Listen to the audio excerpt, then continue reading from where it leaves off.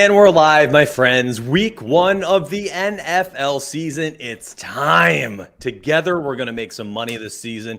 We're going to be doing a lot of things this year that are slightly different than last year. That's a weird sentence, isn't it?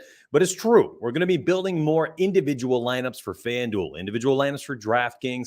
I'm going to be giving a whole slew of prize picks analysis, slips, picks, things like that. We're going to have a sports betting twist on all things that we cover. My co-host, Detroit Beastie, coming in this morning looking fresh. What's up, baby? Thank you. Yeah, I always wear this Team Riser Fall hoodie is so nice, and it's like, all right, dude, enough with the promo. You got the big flag hanging in the background. You got the Riser Fall hoodie. What are you going to try and push on us next? ROF undies, something like that. But I'm glad to be back week 1. Good, and yeah. what I was going to, yeah, I know, like the Ellen star, right? We'll have the Riser Fall star. We're going to get undies plush, all right? We're already off the rails here. But what I was going to say is, it's great that week 1 is here. We're back. Thursday Night Football was fantastic. Your Bills looked outstanding. You could see the Josh Allen poster in the background. But in a way, if the true blue Riser Fall fam is still in the chat and they're going nuts here, there's literally been no offseason for guys like you and I, right?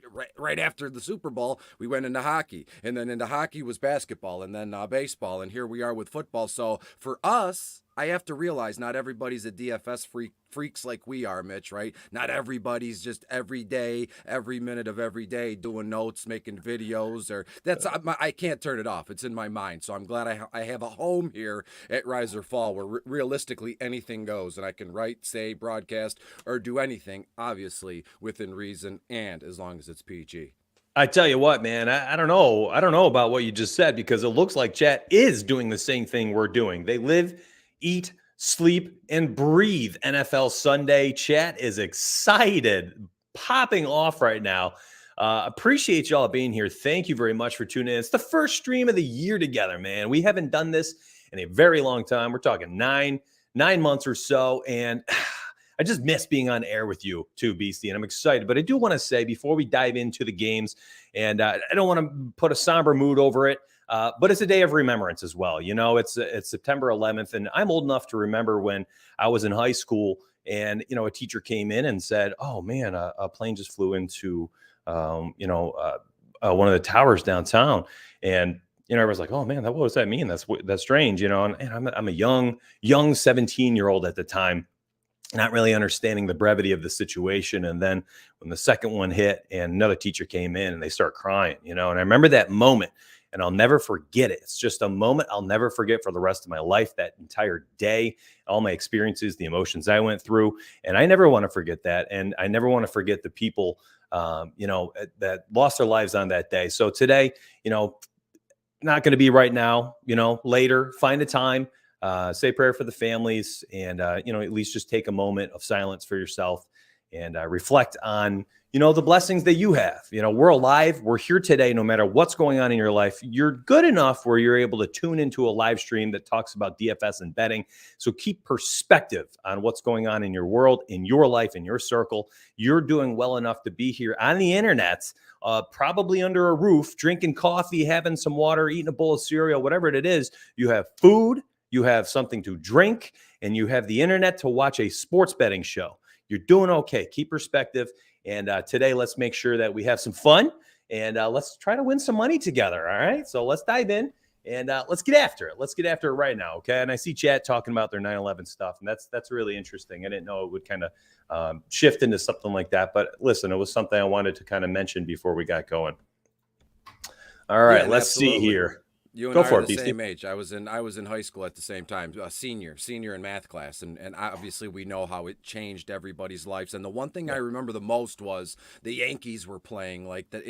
They were like, "What do we do? We're gonna obviously delay sports, right, for a day or two." But then it was like, when can America start to heal? And that was the whole vibe of everything. Let's play baseball. Let's have some stand-up comedian shows, because that just shows everybody else across the world, not only in the United States, that, you know, we're strong enough together. Where the sum is greater than the parts here, so we can get back to playing baseball and stand-up comedy and things like that. So I'm with you here. Never forget 9/11, especially, again, now we lived our lives through it, and we're still living and paying for it in a way. But I'm glad to be here with you this morning with the hot cup of coffee, with the nice microphone, camera, and the work. So here we go. Exactly. Let's do it. All right. So I'm going to throw a full screen up and kind of give everyone just a display of what we're going to be going over and doing today. And then that'll give everybody an opportunity, I think, honestly, to kind of understand the flow of the video and kind of where we're going to be going as we go. So this first screen right here is the MySparry 10,000 Sims model. It simulates every single game and pumps out a bunch of information. I will go over this stuff for total spreads, money lines as we talk today. Beautiful. And then you'll also have the projections, which we can talk about for player props, prize picks, things like that. I'll be putting together little slips and picks and things like that, talking prize picks as we go today as well, because I love the sports betting twist. I'll have the teamriserfall.com homepage up here where I have kind of gone through here and I've highlighted what tools and things I want to be using today. And I'll be going over all the different things on the study hub that I want to cover. And CG, thank you very much for doing that as well and making sure that everything's ready to go today.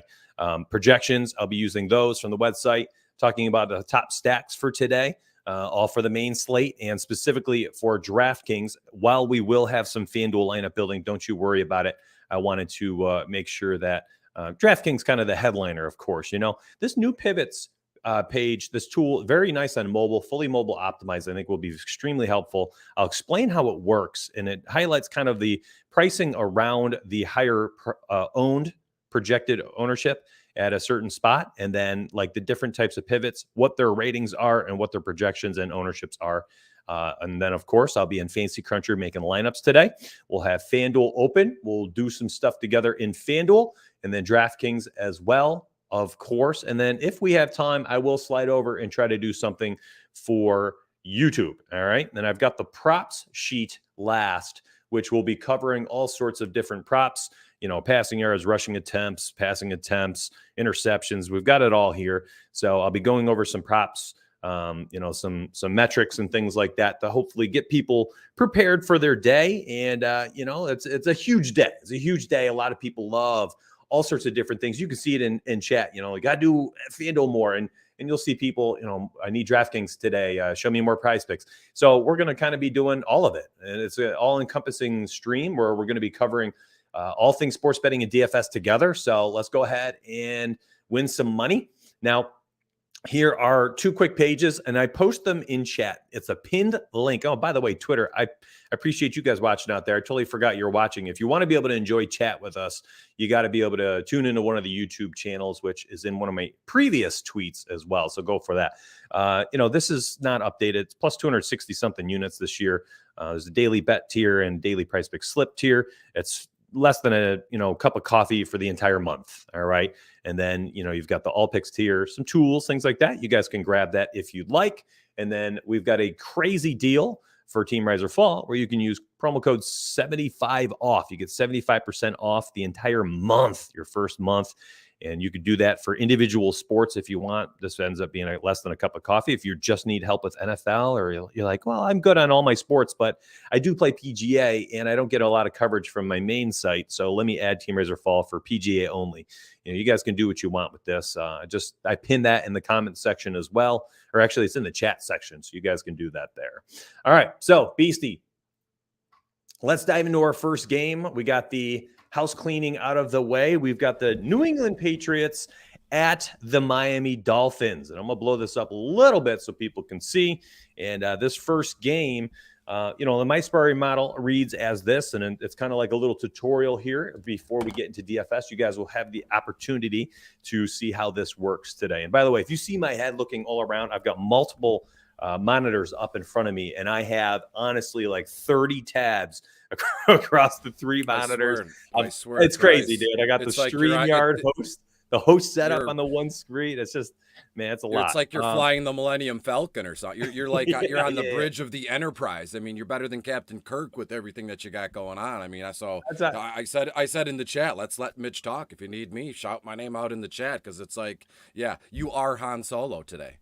Yeah, I feel that all the time. I mean, that's what I've been doing for the last 5 years of solo stream. So when you get on here with me, it's always an adjustment for me. I'm in full transparency. I'm used to standing up in front of 80 kids at a time talking to them for 13 years. And then I go into private podcasting and I'm doing that by myself as well. And now I got a co-host, and it's like, oh yeah, slow down, Mitch.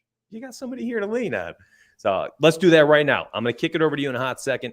Patriots consensus odds here, plus 150. Sparring model after 10,000 simulations of the game has Patriots at plus 107, which means there's a little lean to taking the Patriots money line today, plus 150. When you get a plus 150 like that, I'm never super comfortable going a unit and a half, something like that. We're talking like you could even throw sprinkle 0.25 units on the money line for the Pats.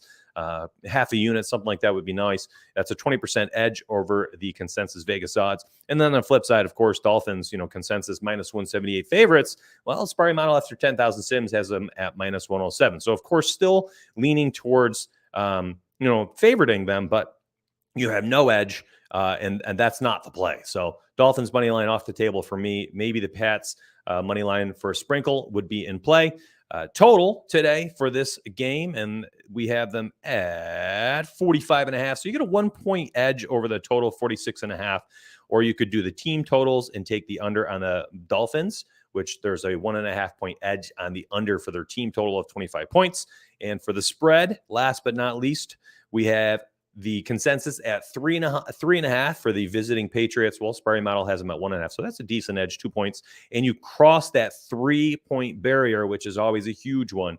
So if you can cross that 3.0, I mean, so Pats, maybe not their money line today, but maybe Pats plus 3.5 is a pretty good play right now at a 2-point edge on the spread and crossing the 3.0, which is enormous. So Pats plus 3.5. I'll actually make that an official pick. I like that. I'll take that for a half unit. And let's kick it over to you. You can start off with the DFS, and I will bring up my screen so that people can see like the study hub and stuff like that for you. Sound good? Beautiful. Yeah. And that's what I'm going to do. I'm going to talk through this as we see it here. Just simple and straight to the point. We do the baseball videos, hockey stuff, and we follow along here. One thing I will say about this game, this time last year, New England played Miami at home. Now Miami's returning the favor, and they're having New England in. And this isn't the same old Miami Dolphins team that we've known. As you can see, Manny in the chat, woohoo, I would imagine 305 is the Miami-Dade area code here. And I'm with him to a certain extent, right? Is it what are we going to get here with the point spread? Sometimes, as we know, when we get to a game, I tell the story backwards. I'll say this is my final score, and I'll say this is how we got here. But from a DFS perspective, the one thing that I like most in this one, it's got to be Ramandre Stevenson. When you look at this kid, Miami's 14th overall against opposing running backs. You look at his price tag, 5.6 on FanDuel, and on DK, he is only 5.5. So it's like a $100 difference there in the price tag. And then on Yahoo as well, I know we got into Yahoo big time last year, and I still haven't stopped. And on Yahoo, Stevenson is only $18. Like yesterday, I hate to go back a day because this is daily, and that was then, and this is now. But I've noticed, DK's like the biggest show in town right now. They're all front end loaded with their promos and stuff, so everybody's flocking to DK. One thing I will say about DraftKings, I find it to be a positive. Maybe if DraftKings is listening, they would think it's a negative. But DK has fallen asleep on a lot of price tags. I noticed it yesterday in college football, and I know I've noticed it a lot today, and even last past Monday, Tuesday, when I was writing bottom of the barrel. When you look at Stevenson here, and I know I'm highlighting this kid, we know D. Harris is their starting running back. This kid's going to get 10 plus carries, but I have Stevenson for around the same amount of work, 10 or 11 carries here. You're looking at 4.5 yards a pop. As I said, Miami is 14th overall against opposing running backs here, but today it's week one, right? Anything goes. I've said we could probably rewind the video back to the same time last year. We all know it. It's all well documented, the waves and the ebbs and the flows. The first few weeks of the NFL season are so unbelievably volatile. So somebody today is going to win $1 million on a kid like Khalil Herbert scoring 3 times and nobody saw it coming, right? So to me, Ramandre Stevenson could be a little piece of that puzzle here in a GPP. I'm not saying Stevenson is a cash guy that you need, maybe later on in the season, but for this purpose here, Ramandre Stevenson at running back, and you have the study up here. Let's go down to tight end here, and Hunter Henry on the flip side of the field here. Hunter Henry 5.4 on FanDuel, only 3.8 on DK, and $13 on Yahoo. Miami 21st overall against opposing tight ends, and we all know, Bill Belichick and his ideal. I'm going to try and find him here on the study hub as well. There it is. Boom. Hunter Henry right here, only $13 on Yahoo. And then when you scroll over, we know what Bill Belichick is going to do. Now, I'm not saying he's going to take the ball out of Mac Jones' hands, right? The second-year kid. Let's see what you got here. But Hunter Henry sees a lot of work in the red zone. He is a high upside kind of target guy here. And looking at his price tags, and when you look at his ownership there, that's crazy to me. Only 2.5% on DK. And when you slide all the way over here to FanDuel, his ownership percentage is what is it, 1.8 I can see. I mean, so to me, Hunter Henry is the perfect play at tight end in DFS formats. And everybody that's watching now, thanks for everybody in the chat. Big Show Brandon sent some cash. Looks like my Spari's commenting. I don't know if that's another one of your Millennium Falcon tricks, Mitch, if that's you or that's actually somebody else here. But when you look at Hunter Henry, I've always punted tight ends when it comes to DFS and in seasonal formats. And to me today, Hunter Henry is like 1A, 1B. I got another guy I want to talk about, but we'll wait till we get to that game here. So to me, realistically, Ramandre Stevenson and Hunter Henry, and I do think Miami wins this one. And final score-wise, I'm thinking Miami wins this one 21-17. So that half point there, that minus 3.5 points, that's going to be the end-all be-all here if you're betting this game. 17 plus 3 is 20, plus the half a point. So Miami's going to win this game with the point spread by half a point here, Mitch. In my eyes, at least. I think, for DFS perspective for me today, there's just one play out of this game I want. Just one play, and it's Tyreek Hill. And listen, I get it. There's no longer, Patrick Mahomes heaving them balls down the field. I don't care. He doesn't even need that. We've seen him take a slant for 80 yards, a little out route, and the cornerback slips a little bit. And he catches it, turns up the field, and he's gone. Safety takes a bad angle, and it's over. 78 yards to the house. And I like Tyreek Hill. I like that type of explosive upside at 6.8K on DraftKings. On FanDuel, maybe you're off of that at 7.7. But again, we're talking like a Millie Maker, something like that, a large field tournament. Those are the guys I want. Do I want like a PPR target at 6.5, or do I want a guy who can also catch 6-7 passes, but have 180 yards and 2 touchdowns? So give me the massive upside Tyreek Hill, and that I'm kind of off of every single player in this game, just because I love the slate. I think there's a lot of different teams and players to be playing today. And from the betting angle, again, I had no personal picks for this game. The Spari model had the Pats, covering the 3.5 points. So, for the model official, I'll go ahead and put that one in a model official play. I'll put it on our document or a Google Doc as well. But for me personally, no bets, no DFS stacks, nothing like that outside of just an individual one-off with the massive upside of Tyreek Hill. Let's go to the next game. We've got the Browns and Panthers, and is it going to be the Baker Mayfield show? Hopefully leading us to DFS victory today, as everyone uses him, Christian McCaffrey, and DJ Moore. Whoever you use, I'm not on any of them. This is a game I am not touching as well. There's just so many juicy spots today. And, can Baker go out there and throw 5 random touchdowns on any given day? Yeah, sure. He totally can. But I'm not entirely sure that today's going to be the day. I do think he's got some decent weapons out there, and they're all decently and fairly priced. And the ownership is lower on most of those players outside of CMC. So for DFS wise, there's some interesting one-offs as well. But for me, I'm just not there. Again, there's a massive slate. You're going to hear me talking about that. Since this year, I am going with, fewer players, fewer stacks, and I am really trying to hone in on what I'm doing for single entry. These just aren't the teams or players I'm using. For a betting perspective, not much of a an edge on anything for the money lines based on the myspray.com models. For the total today, Cleveland, it's similar, 41.5 point spread. Sparry model 10,000 simulations of this game later. That was the average outcome, 41.5. And for the spread itself, again, there's a little bit of an edge here with the Panthers covering 1.5, but it's just not a play I'm on. I think there's so many different, there's two different quarterbacks, two brand new starting quarterbacks for each team. And that's not a spot I want to be putting any bets into for me, personally speaking. Now, as far as DFS goes and player props, maybe there's some edge here, and I'm going to kick it over to BC to see if he has any specifically that he wants to highlight, but I'm off it today. You say the Sparry model went through it 10,000 times and 41.5 came up every time. I have the final score being 27 to 14, which is exactly 41 points. And to me personally here, I think Carolina just completely dismantles Cleveland. The score 27 to 14 is in favor of Carolina. You're looking at, what is that? That's a 13-point difference. That might not be a blowout in some folks' eyes, but in this game, Cleveland and Carolina already a revenge game one. And I hate that narrative here, but I don't think that Baker, is he's going to do just enough to get by to really give it to Cleveland. But I think it's going to be like the DJ Moore show and the Christian McCaffrey show. They're going to feed Christian McCaffrey, or that's the narrative here. What are they going to do with CMC? The guy's healthy. Last 2 seasons, you go on social media, everybody's saying made of glass. He's not number 1 overall pick anymore. But you had a guy on the Tonight Show saying you should take Christian McCaffrey at 2nd overall in your drafts if he's available, because JT is number 1. But when we look at Carolina, got them putting up 27 or 28 points. Well, the light bulb would go off and go, well, Beastie, that's 4 touchdowns. I mean, that's a lot of points. It's a lot of upside. Where's it going to come from? That's my thing. I've dug through this game with a fine-tooth comb, and I can't figure out, where most of it's going to come from. So realistically, you spin the DFS wheel, and it just stops wherever it stops. And is it going to be Christian McCaffrey? Is it going to be DJ Moore?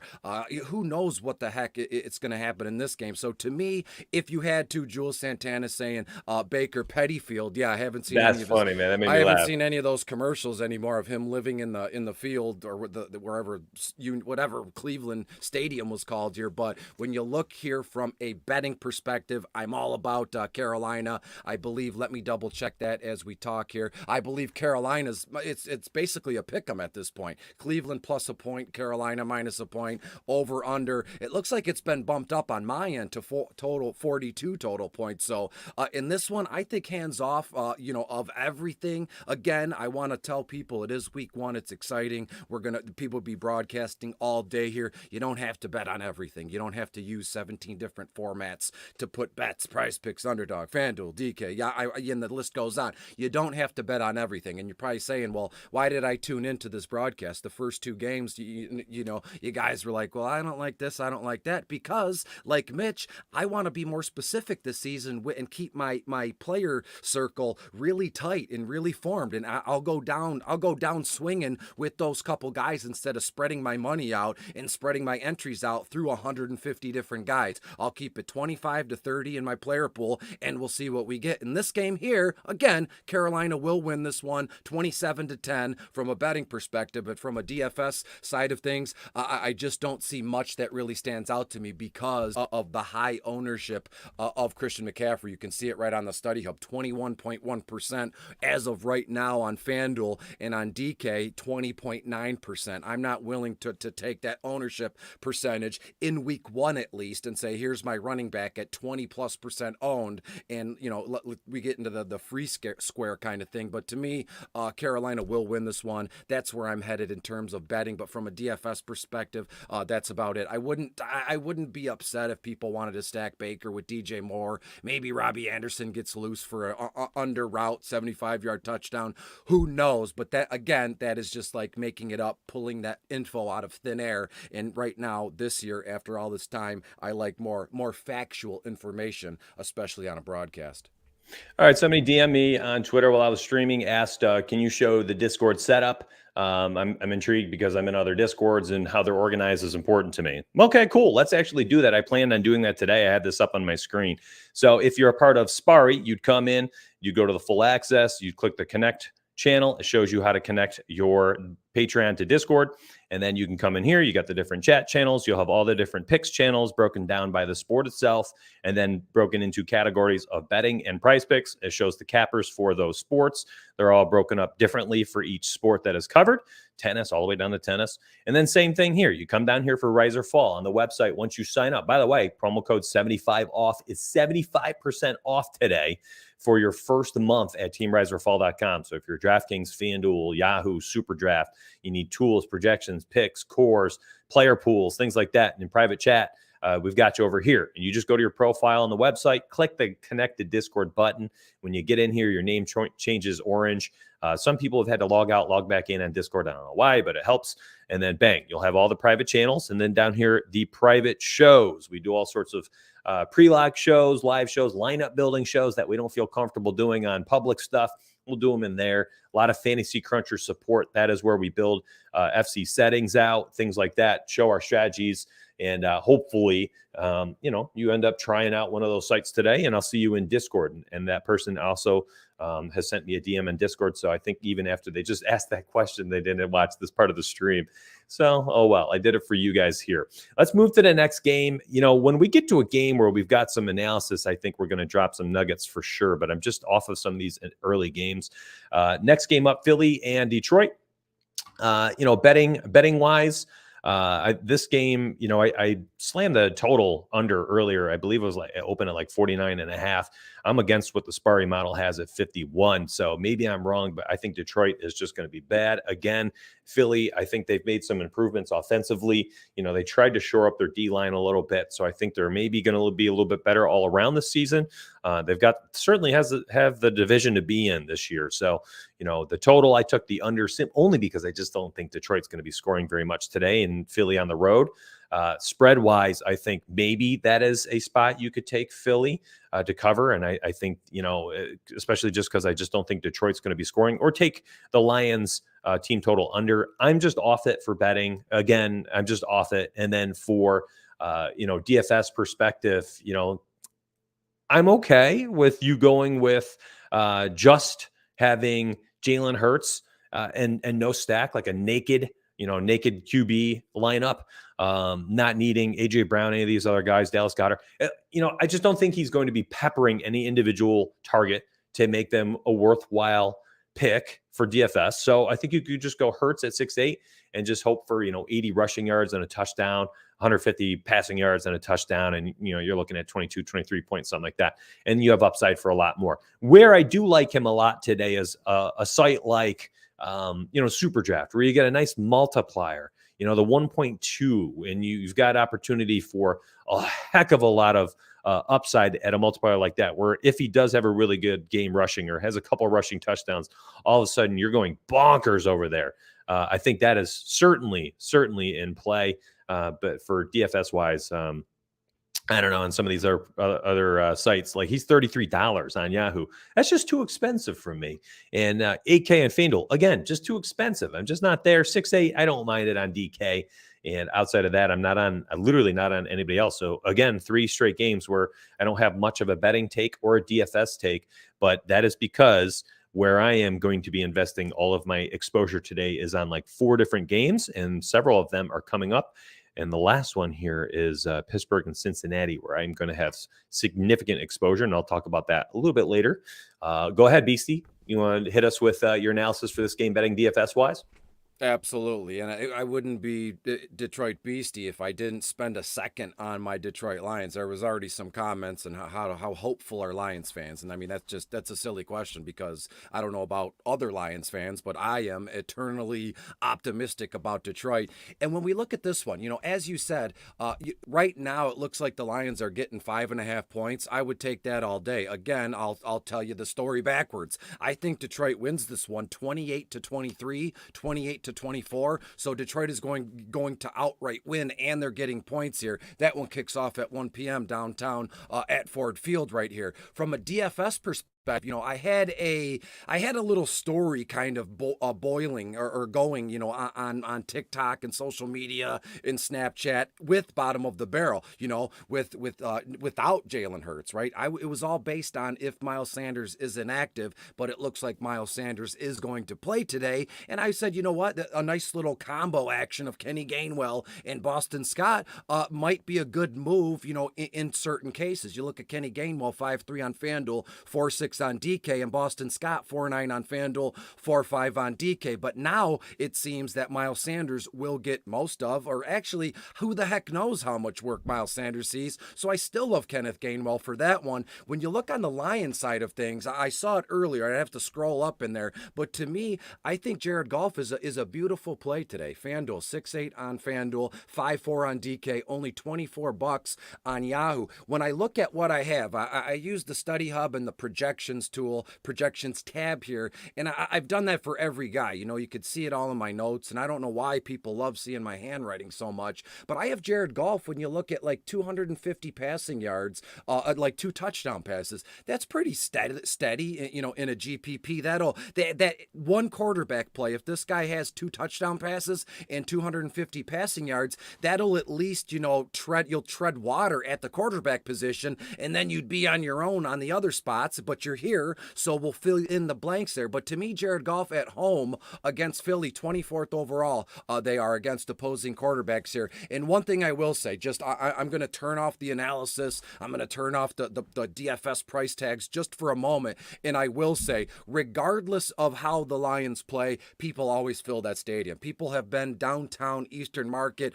wherever you want to park, since last night. That's how excited they are to see the Lions this season. And we know their draft selections. Aiden Hutchinson has grown leaps and bounds over the last month during the summer. And I would imagine at some point in this game, often, let's say you want to put in a bet, first touchdown score, DeAndre Swift. I wouldn't fault you. Regardless, if the Lions scored the first touchdown of the game, I swear to Christ, Mitch, the Ford Field is going to pop. That thing is it's sold out. It's standing room only. That just goes to show you how excited we are here in Detroit for the Lions this year. And I'm sure everybody watched, Hard Knocks and all that. So to me personally, aside from analysis here, I just love the Detroit Lions today. Why wouldn't you? I'd be a fool. I'd have to take out the Detroit portion of my Twitter ad. I would just be like, random guy beastie, and then that wouldn't be any fun here. So to me, I love Jared Goff from a cheap DFS perspective at quarterback, and let's say like a Kenneth Gainwell, 1-2, one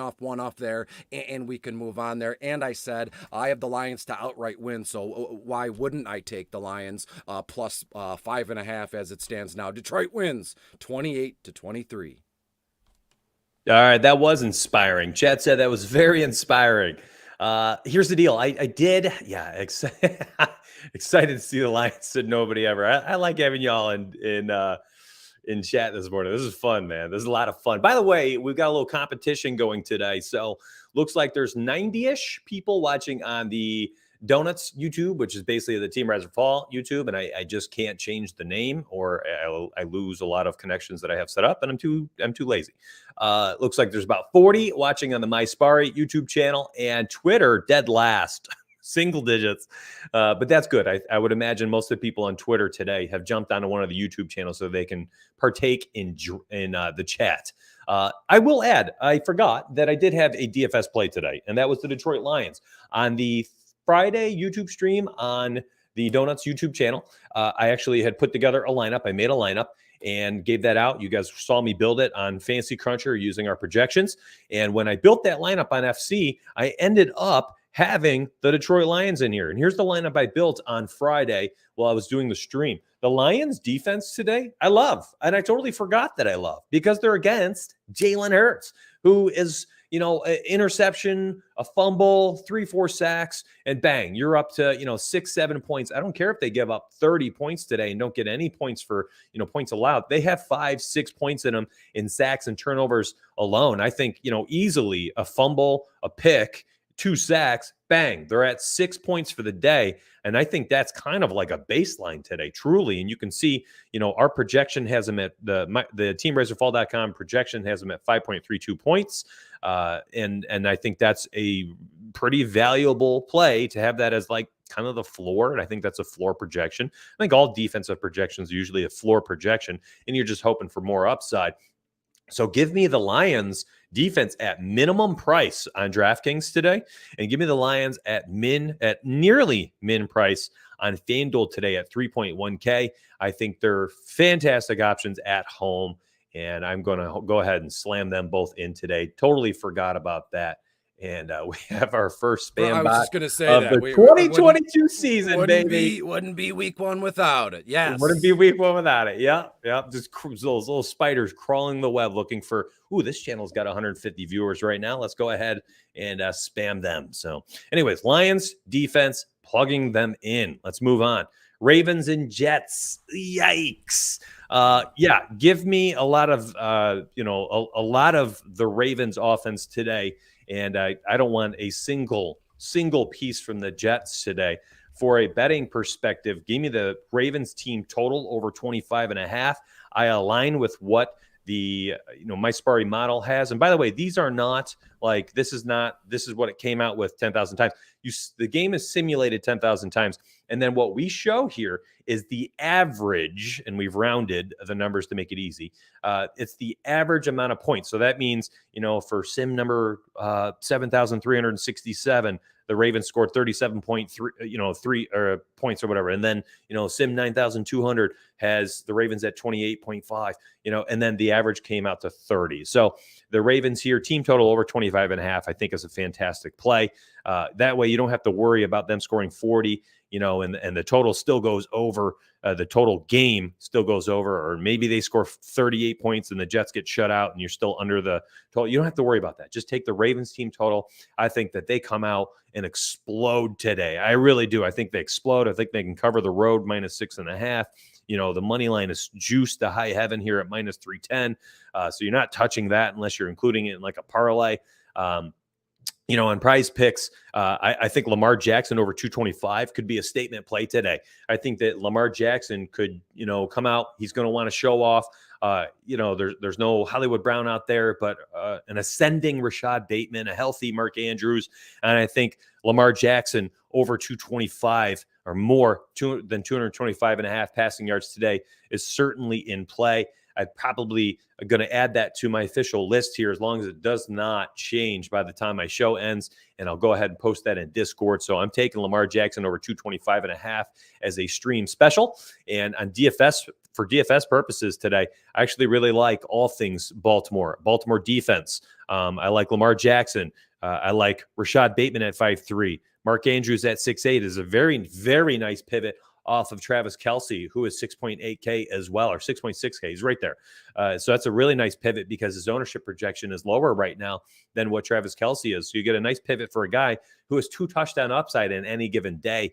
And I think that we potentially could see him being the red zone. And by the way, why I also like Lamar Jackson, we don't know what version of the running backs we're going to get today. Is it going to be Mike Davis leading the charge? J.K. Dobbins, how much work is he going to get? We know the Hoss back there. Can't remember his name off the top of my head because I'm thinking of a million things today. But the guy who blew out his knee or his Achilles last year, somebody help me in chat. The other big boy who was a nice goal line back last year. Latavius Murray? No, I can't think of it. Here, I just look it up real quick. I totally forgot. Gus Edwards, he's out today. So, who's going to get their goal line carries? Is it going to be Mike Davis in there? Is Mike Davis going to be getting the red zone work? I don't know. I think Lamar Jackson, Mark Andrews probably could combine for, Lamar Jackson throws 2 touchdowns to Mark Andrews in the red zone. Lamar Jackson runs one in, and you've got yourself a 30-plus point outing from Lamar, 20-plus point outing from Andrews. Bateman sopping up the PPR value at 5.3K. I love it. I think this is a great way to start a lineup. I think it's tremendous upside. I don't think a lot of people will be doing this today. I think they'll be choosing, Andrews one off, Lamar Jackson naked. I'm stacking them up, man. I think this team can go 35, 40 points today. I didn't look at the bets today for the 5,000 plus, but I would imagine, taking Ravens high scoring team day has got to be up there, maybe plus 3,000, something like that. So maybe grab them on FanDuel for the high scoring team today. And I love this spot. I love the spot for the Ravens on the road to a terrible Jets team that I think potentially could be, 3-win team this year. I think they're going to be awful. I think they're going to be complete butt cheeks. So I'm going to kick it over to you, see what you got to say about this game, if you have a different twist. And my goodness, I'm telling you right now, y'all, we said 9:30 to 10:30. We're going longer today. There's no way we get all these games in. We have too much to say. We're too excited. Chat is very excited, and we're having fun talking with y'all. So I'm going to kick it over to you, Beastie, and let's keep going, man. We're doing fine. I have a completely different twist than you, and it's not everything you just said. I'm on board with. I love it. And realistically, that's probably how things are going to go. But when we look at the landscape of DFS and sports betting at this moment in time, it's as popular as it's ever been before. And then tomorrow, every day, it's just getting more popular and watered down. I hate to use that term, but DFS, we know first few weeks of the season, everybody thinks $1 will get them $1 million, and we go from there. But when we look at the Jets here, I actually, can you believe it, Mitch? I made my own TikTok. As a 38-year-old guy, I thought TikToks were for kids to dance, like teenagers, or like Juju Smith-Schuster. I mean, you could do a dance while you're making picks. I'd watch it. But you could watch it and people would watch it, but I couldn't live with myself. I wouldn't be able to go to bed with a clear conscience here. So I went to, the last thing I want to do is say one thing and do another thing. I pride myself on doing what I say and you know, living that life that way. And when you look at this one, there's something about Joe Flacco and the combo of Jets running backs that is really speaking to me. I made a TikTok. I highlighted them in my bottom of the barrel notes, you know, so it looks like Wilson is going to be out for 4 weeks, right? So let's forget the next 3. But for week 1 right here, Joe Flacco, Baltimore's 28th overall against opposing quarterbacks. And Flacco, we know this guy is a quarterback, right? He's on the field, but people forget he won a Super Bowl. This guy is a consummate professional. And Flacco, 6'2" on FanDuel, only 4.8 on DK, $20 on Yahoo is a little tough for me, but we'll move on from there. But when you look at the combination of Breece Hall and Michael Carter, they're 2 running backs. I told this whole story in the article, bottom of the barrel, and I said a little bit of it on a TikTok, so I won't reiterate too much here. But when you look at Hall, 6'4" on FanDuel, 5'5" on DK, $17 on Yahoo, and then Michael Carter, 5'2", 5'1", and $12 on Yahoo. Baltimore, very good against opposing running backs. They're 7th overall. But I see a case here where, you know, when you look at a guy like Zach Wilson, right? If he was in there, he's their future. He's their an up-and-coming superstar, hopefully, fingers crossed, but he is drastically different than Joe Flacco. When you look back through Flacco's logs when he was a starting quarterback, he is the definition of check down Charlie. You know, he finds his one first read, which will probably be Bateman, and he'll catch a couple, or excuse me, Bateman is on the other team. He will look and find Garrett Wilson, right? Or something along those lines, the rookie Garrett Wilson or Elijah Moore, excuse me. But one look, and if it's not there, what running back is in closest proximity? So Breece Hall or Michael Carter here. So that trio I find to be exciting from a DFS standpoint. And then if you wanted to, you could mix and match. You could do like on DraftKings, I think 5 players from the same team is still a go. On FanDuel, it's still only 4 players from one team, and you're off limits there. So give me Flacco, both Jets running backs, and then Garrett Wilson in a way, who's 5'3" on FanDuel, 4.7 on DK, and $16 on Yahoo. I have while you were talking, I put together a Prize Picks lineup here that I can gladly, you know, read off if we don't mind. I love your, I made it on the Lamar Jackson, more than 225 passing yards. Carter, more than 2 receptions, done deal. Breece Hall, more than 31.5 rushing yards, done deal. And then Rashad Bateman, more than 4 receptions. I think that one is a lock. I mean, I put $25 on that. You're going to get back a couple $100. But in DFS lineups for today, just something is calling me towards this weird, silly New York Jets stack here. And again, we say it all the time. Tomorrow morning, Monday morning quarterback. Oh, did you see the guy who won the $1 million? No, what happened? He had Joe flipping Flacco as his quarterback, check down Charlie. You know, he had 2 or 3 touchdown passes because he's checking down to Hall or Michael Carter here. So call me crazy, but again, I heard everything you said. I'm on board with that, but that's one of the reasons why I like the Jets Jets even more. And again, I don't even care who wins the game. When you look at this, I think Baltimore does win, but we're looking at like a 28-24 kind of final, something like that here. So give me the Jets to cover as well. I think they keep it close enough. They're getting 6.5 points. So what I say, 28-24 and plus the 6.5, they'll lose, but they'll still cover from betting purposes. So give me the Jets plus money and give me that trio of players, Flacco, Hall, Carter, and then your decision, which guy, Garrett Wilson, the rookie, who did say Joe Flacco throws a very soft, wide receiver friendly ball. So expect him to see some targets as well. I am going to bring up DK Sportsbook real quick. Mark Andrews, anytime touchdown, plus 105. Adding that to my list right now. I talked myself into it and give me that type of upside. And again, and part of it, it just kind of clicked. I was like, wait a minute. Do they have a running back they trust around the goal line? If not, it's going to be Mark Andrews and it's going to be Lamar Jackson. You could see one of those rollout type options where, he's got an opportunity to throw it kind of like to the, the front of the goal line where Andrews gets his body in front of the safety or if he's got position, Lamar just takes it to the pylon and runs it in. So I think you could go anytime touchdown there for Mark Andrews, and you could probably even toss in Lamar Jackson anytime touchdown plus 125. I think that, potentially both could hit today. I don't know. I just really, really like this team. I like these two players specifically. So I'm going to add those in Discord today. They're going to go on my Google Doc for my official picks. And I will continue to add stuff as we go. Chat and myself, we were firing shots at you through your little soliloquy about the Jets as, potential underdogs today. And I will say, at the very least, Beastie, you are an underdog favorite, man. You're on the Lions. You're on the Jets. You're a consistent man. We know what to expect from you. You'll love a good underdog story. And you guys can find him at Detroit Beastie. Appreciate my co-host today. Keeping it fun, keeping it light allows me to poke jabs at him. He could care less. This guy's the best. No, I don't for care. Niners, That's Bears. What it takes to win money. I mean, if people want to win money, we got to be a little bit different. And it just so happens if I got to catch heat I'm realistic, right? I know I could see right in front of me. I know what looks good in terms of chalk and stud plays and stuff. But when I see a little window of opportunity to be completely different, and the fact that folks are firing shots at me for my New York Jets takes just makes me want to play them even more. That means that there'll be less owned and less owned than we think here. So to me, let's stack the Jets. I guess I didn't know today was going to be a day where I'm going to be feverishly watching the Jets game. Like, come on. But hey, it takes a little bit to be different. And that's how you win money, especially in today's day and age of DFS and sports betting. Hey, you're not wrong with that. I mean, it's definitely going to be a day where I think that there's going to be things nobody saw coming.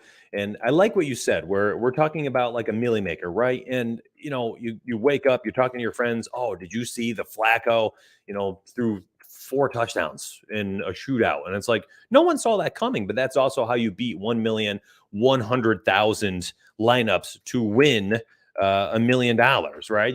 Sometimes you got to be just on these under the radar type plays. So Lamar Jackson, Mark Andrews, adding these on Price Picks as well. These are stream play specific, not on the the Sparty betting card, but stream specific plays. I just want to make sure you guys get some gems here on the way. And I'm adding Mark Andrews, Lamar Jackson, anytime touchdown scores right here, plus 105, plus 125. Like those odds, plus odds there for decent probability. I think in a game where they're going to be scoring at will against the Jets, who I think are in shambles in many different levels of this game. So let's move along. Niners, Bears, another game I think could be really, really weird. I'm assuming the total has started to trend downward as everyone sees the weather. So I'm off what the model has here because the weather is awful in there. It's been raining for like 36 straight hours. And I guess it's going to be completely dog crap all day. Just terrible weather. Let's see what the total's at right now. It's got to be trending downward, right? Oops, I don't want alternate. I just looking at it right at this moment in time, the total's like the over-under sits at like directly at 40 points, which is, it's strange. Yeah, I wonder if that's going to start moving down at all, or at least like team total moves down on the Bears, who I think will struggle to move the football today against the Niners. That Bears whole line is awful, and the Niners pass rush is phenomenal. So, maybe some Bears unders today, maybe Fields passing yards under, rushing yards over, maybe scrambles a couple times, gets up the field. It's coming down bad right now. New grass was just installed this week. Golly, I mean, there's There's a lot. Yeah. I mean, we're talking about that one. We're on that one as well. What's up, Porter? Good to see you, baby. Appreciate you. One of the Rise or Fall staff. You'll see him in Discord. Lots of strategy talk, lineup building from him in the NFL channel last night, and probably assuming this morning as well. So I don't know. I think some unders here are definitely in play. I haven't dug into this. I added a couple overs last night in Discord. Elijah Mitchell over 62.5 rushing yards, and I have Trey Lance under 205 passing yards. Let's see where Lance is this morning. We posted that last night, and I saw this morning. Beautiful. So he's still 205 on price picks. On sportsbooks, after I posted that pick last night, I guess some other I'm assuming some other places did as well, because his passing yards total went from 205 down to 195. So we got some extreme value there, 10-yard differential. We took the under for, I want to say, 0.75 units on that. And then Elijah Mitchell over 62.5 rushing yards. And I think that if people are taking the pass yards under and they're worried about the weather, we're probably going to see Elijah Mitchell's rushing. And by the way, no George Kittle as well. So Trey Lance passing yards under also boosted. I bet we see Elijah Mitchell's rushing yards climb a little bit today, maybe 64.5, 66.5, something like that. I think we'll see climb as we get going today through the morning of shows and Discords and companies posting their bets and plays today. So I think there's some really interesting plays there, and I posted them in Discord, talked about them briefly here. For DFS betting wise, I'm off of kind of a lot of these players. I think Trey Lance is interesting on DraftKings. But his ownership is up there, right? And you're going to get the ownership through the roof on a guy, maybe not through the roof. I think a lot of people will have flatter ownership than normal, but at 6K, that running upside, I think all people are all over it. And I think you could, go with Cousins to Thielen, Cousins to Jefferson, Cousins, Cook, and Thielen. Try to get off Jefferson a little against Jared Alexander, maybe, or Aaron Rodgers and Watson, I don't know, whomever he's got over there to throw. You go Aaron Rodgers, Aaron Jones. Those guys could rack up 4 touchdowns together and then run it back on the other side with, Justin Jefferson if you want. I think there's some really interesting ways to stack that game. I like that game for DFS purposes. They're not above the Lamar, Bateman, Andrew stack for me, but they're right there, top 3 or 4 stacks today.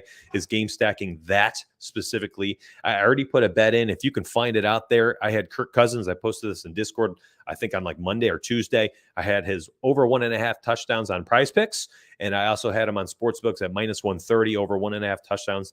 Cousins has done that, and it was like 78% of his home games as a Viking. I'm all over this spot today. I really like it. I took the over 79.5 receiving yards for Justin Jefferson. I don't know what it's up to right now, but hopefully these picks and these stacks that I'm talking about are kind of getting the wheels turning for you today, and hopefully you're able to make some money with them.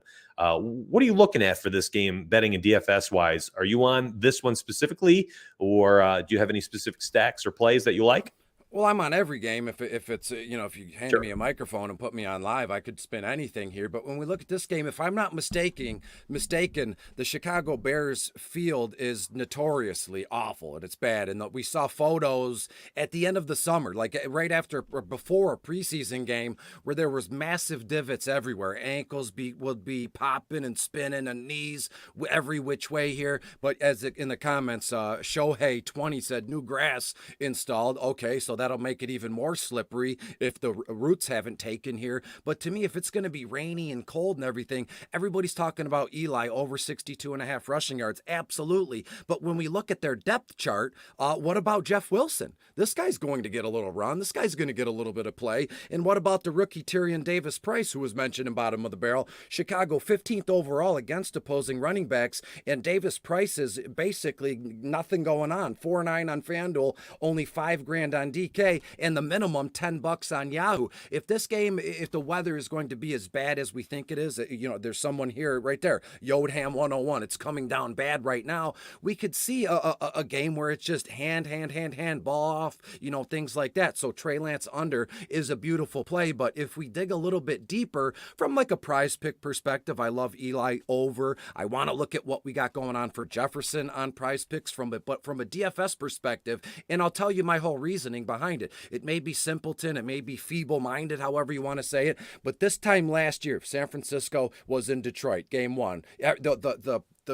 everything was Trey Sermon this, Trey Sermon that, and Eli Mitchell went off against the Lions in game one, and boom, we haven't let go of him since. What if there's a weird little thing that goes on here where this Tyrion Davis-Price kid gets a few more carries because of the weather is nasty, because the divots, and they're like San Francisco. I know it's week one. I'm not talking like resting players like it's NBA, but what happens if in the second half, it's dicey, right? It's really dicey, slippery, muddy. Frisco's up, 17-3, something like that, and they lean on a combo of Jeff Wilson and Tyrion Davis-Price because Eli Mitchell, although only one season in the NFL, he's not been the pillar of health here. So to me, if at any point in this game Frisco gets up, 10 plus points, 14 plus points, I think we see a combo action of Jeff Wilson and Tyrion Davis-Price. And again, if one of those guys finds the end zone, it's all gravy if you have the stones to play them in a DFS lineup. When we look at the total here and all that, I think San Francisco does win this one. And the score, I have the score like 24 to 14, something like that. And it's going to be one of those games where, if you're a Frisco fan, you'll be like, well, Frisco won, and the score made it look a lot closer than it actually was. We all know those kind of games. Frisco could get up 24-0. And then, late in the third or fourth quarter, the Bears just happened to score once or twice, and they put up 14 and, 14 unanswered points, and it looks closer than it actually is. I think San Francisco absolutely dominates. In DFS formats, I know it's not cheap, it's not a bottom of the barrel kind of thing, but San Francisco's defense has to be on your radar. That defensive line is unbelievable, outstanding. It rivals like the Chargers D-line, the Los Angeles Rams defensive line here. And again, Chicago, Fields might be running for his life. Actually, he probably will be running for his life, but I did mention Darnell Mooney in bottom of the barrel. Frisco 25th overall against opposing wide receivers. Mooney, when you look at his tag, 6'2" on FanDuel, 5'7" on DK, I think 4 or 5 receptions for 60 yards is in the realm of possibility. Do I think he finds the end zone? No. So to me, Mooney was just, I'll be honest with folks, Mooney was just kind of a bottom of the barrel, filler, right? Mooney was talked about in length during the offseason. It's kind of like the thing, let's give the people what they want, right? So I'm not sold on Mooney and the Fields connection here, but I did mention Mooney in bottom of the barrel just because it seemed like the cool hip thing to do. I think the Chicago Bears are, very stifled and just get beat up on. Again, they will hang, 10 to 14 points, as I said, but this one's all about Frisco. And if you have to look at predictive game scripts, I know that's a new tab here on the Rise or Fall Study Hub. Actually, it's not new. The Game Flow tab here, I could see a case where the secondary running back options for San Francisco are in play. They have Super Bowl aspirations. Are they going to let it all hang out game one at a crappy field while it's raining cats and dogs? Probably not. So keep an eye on Jeff Wilson and the rookie Tyrion Davis-Price just because of the magic that happened in week one last year. So again, it's a whacked out thinking, but hey, it holds a little bit of water.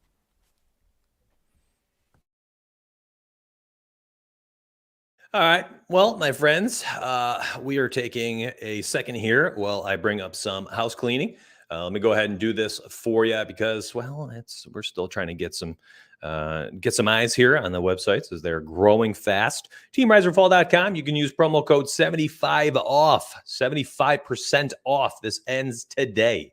I don't care what the website shows. It ends today. I'm turning it off. That means 75% off your first month. You can use it on any sports or the all sports category. It makes it like $10, $10-ish. I'm bad at math, but $10-ish for your first month. That's crazy for everything that we have on the site. Tools, picks, core, sheets, projections, ratings, whatever, all that stuff. And then the private streams and all the podcasts and Discord, all that good stuff. You also get $20 to use on Fantasy Cruncher, which I haven't even had a chance to really use this morning. I used it during the week a lot. We just have so much to cover, and I've just been kind of bouncing around. And then also myspray.com. You guys can grab all of your sports betting and price picks needs. Doesn't matter what you need, models, tools, sheets, all picks, or both, or you just need a slip per day. You guys can do that. All prices shown are just a one-time payment for the month of September. That's not a daily price. That's just one payment for the whole month. And hopefully you guys grab that. Both of those are located down below in the description section. They're in the comments section. They're in the whatever. You guys can find them everywhere. It doesn't matter. I need to go over it over and over again. You guys can find them if you want them. And hopefully you guys choose to sign up for something today, and we can help you win some money. Let's move along to the next game. We're going to fly through this a little bit more now. We're starting to get, we're moving into our second hour when this was a 1 hour stream. But here we go. We've got a handful. We've got 8-9 more games. So let's speed it up a little bit. Beastie, give the people what they need before they move along with their Sunday mornings, go to church, get ready for NFL, whatever it is. Saints Falcons today. DFS wise, I'm not there. This is just a game I'm off of. Drake London, not entirely sure what we see for him. Michael Thomas, not entirely sure what we see from him. Alvin Kamara, certainly an interesting play. He absolutely could pop off today. There's no doubt about that. I think he's fine for like a DFS one-off. I think a lot of people are kind of looking at Jameis Winston for, Millie Maker stacks. I've seen that on multiple videos and articles this week. So, once people start to talk about it on some of these bigger sites as well, then it becomes, is he worth it for a Millie Maker? Is that something you want to be putting in there? He certainly fits the bill. He's going to be volatile, large range of outcomes, could throw 3 touchdowns today, 250 yards, something like that. He's decently priced. And, maybe Alvin Kamara gets 75 rushing, 75 receiving, and a couple touchdowns in both. And he scores 35 points. And, you needed him in your winning tournament today.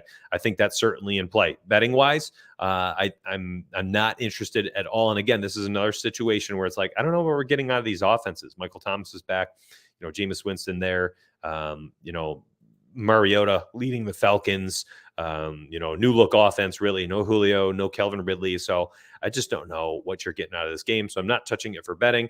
And outside of really kind of the stack I just talked about, I had no plays from this game for prize picks. I had none for sports betting, and DFS wise, I'm just not touching it. And maybe you have a different spin.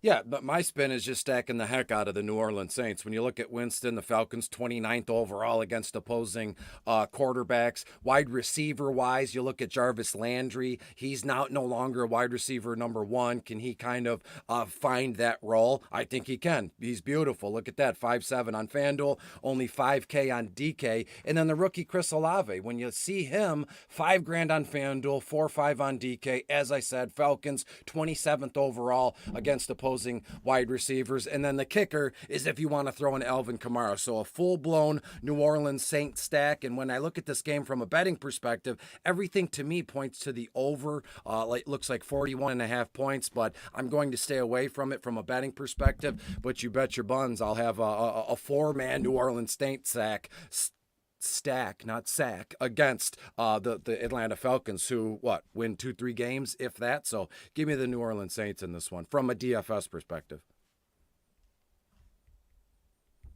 All right, we just got news. I was pulled off to the side here. I wanted to share this.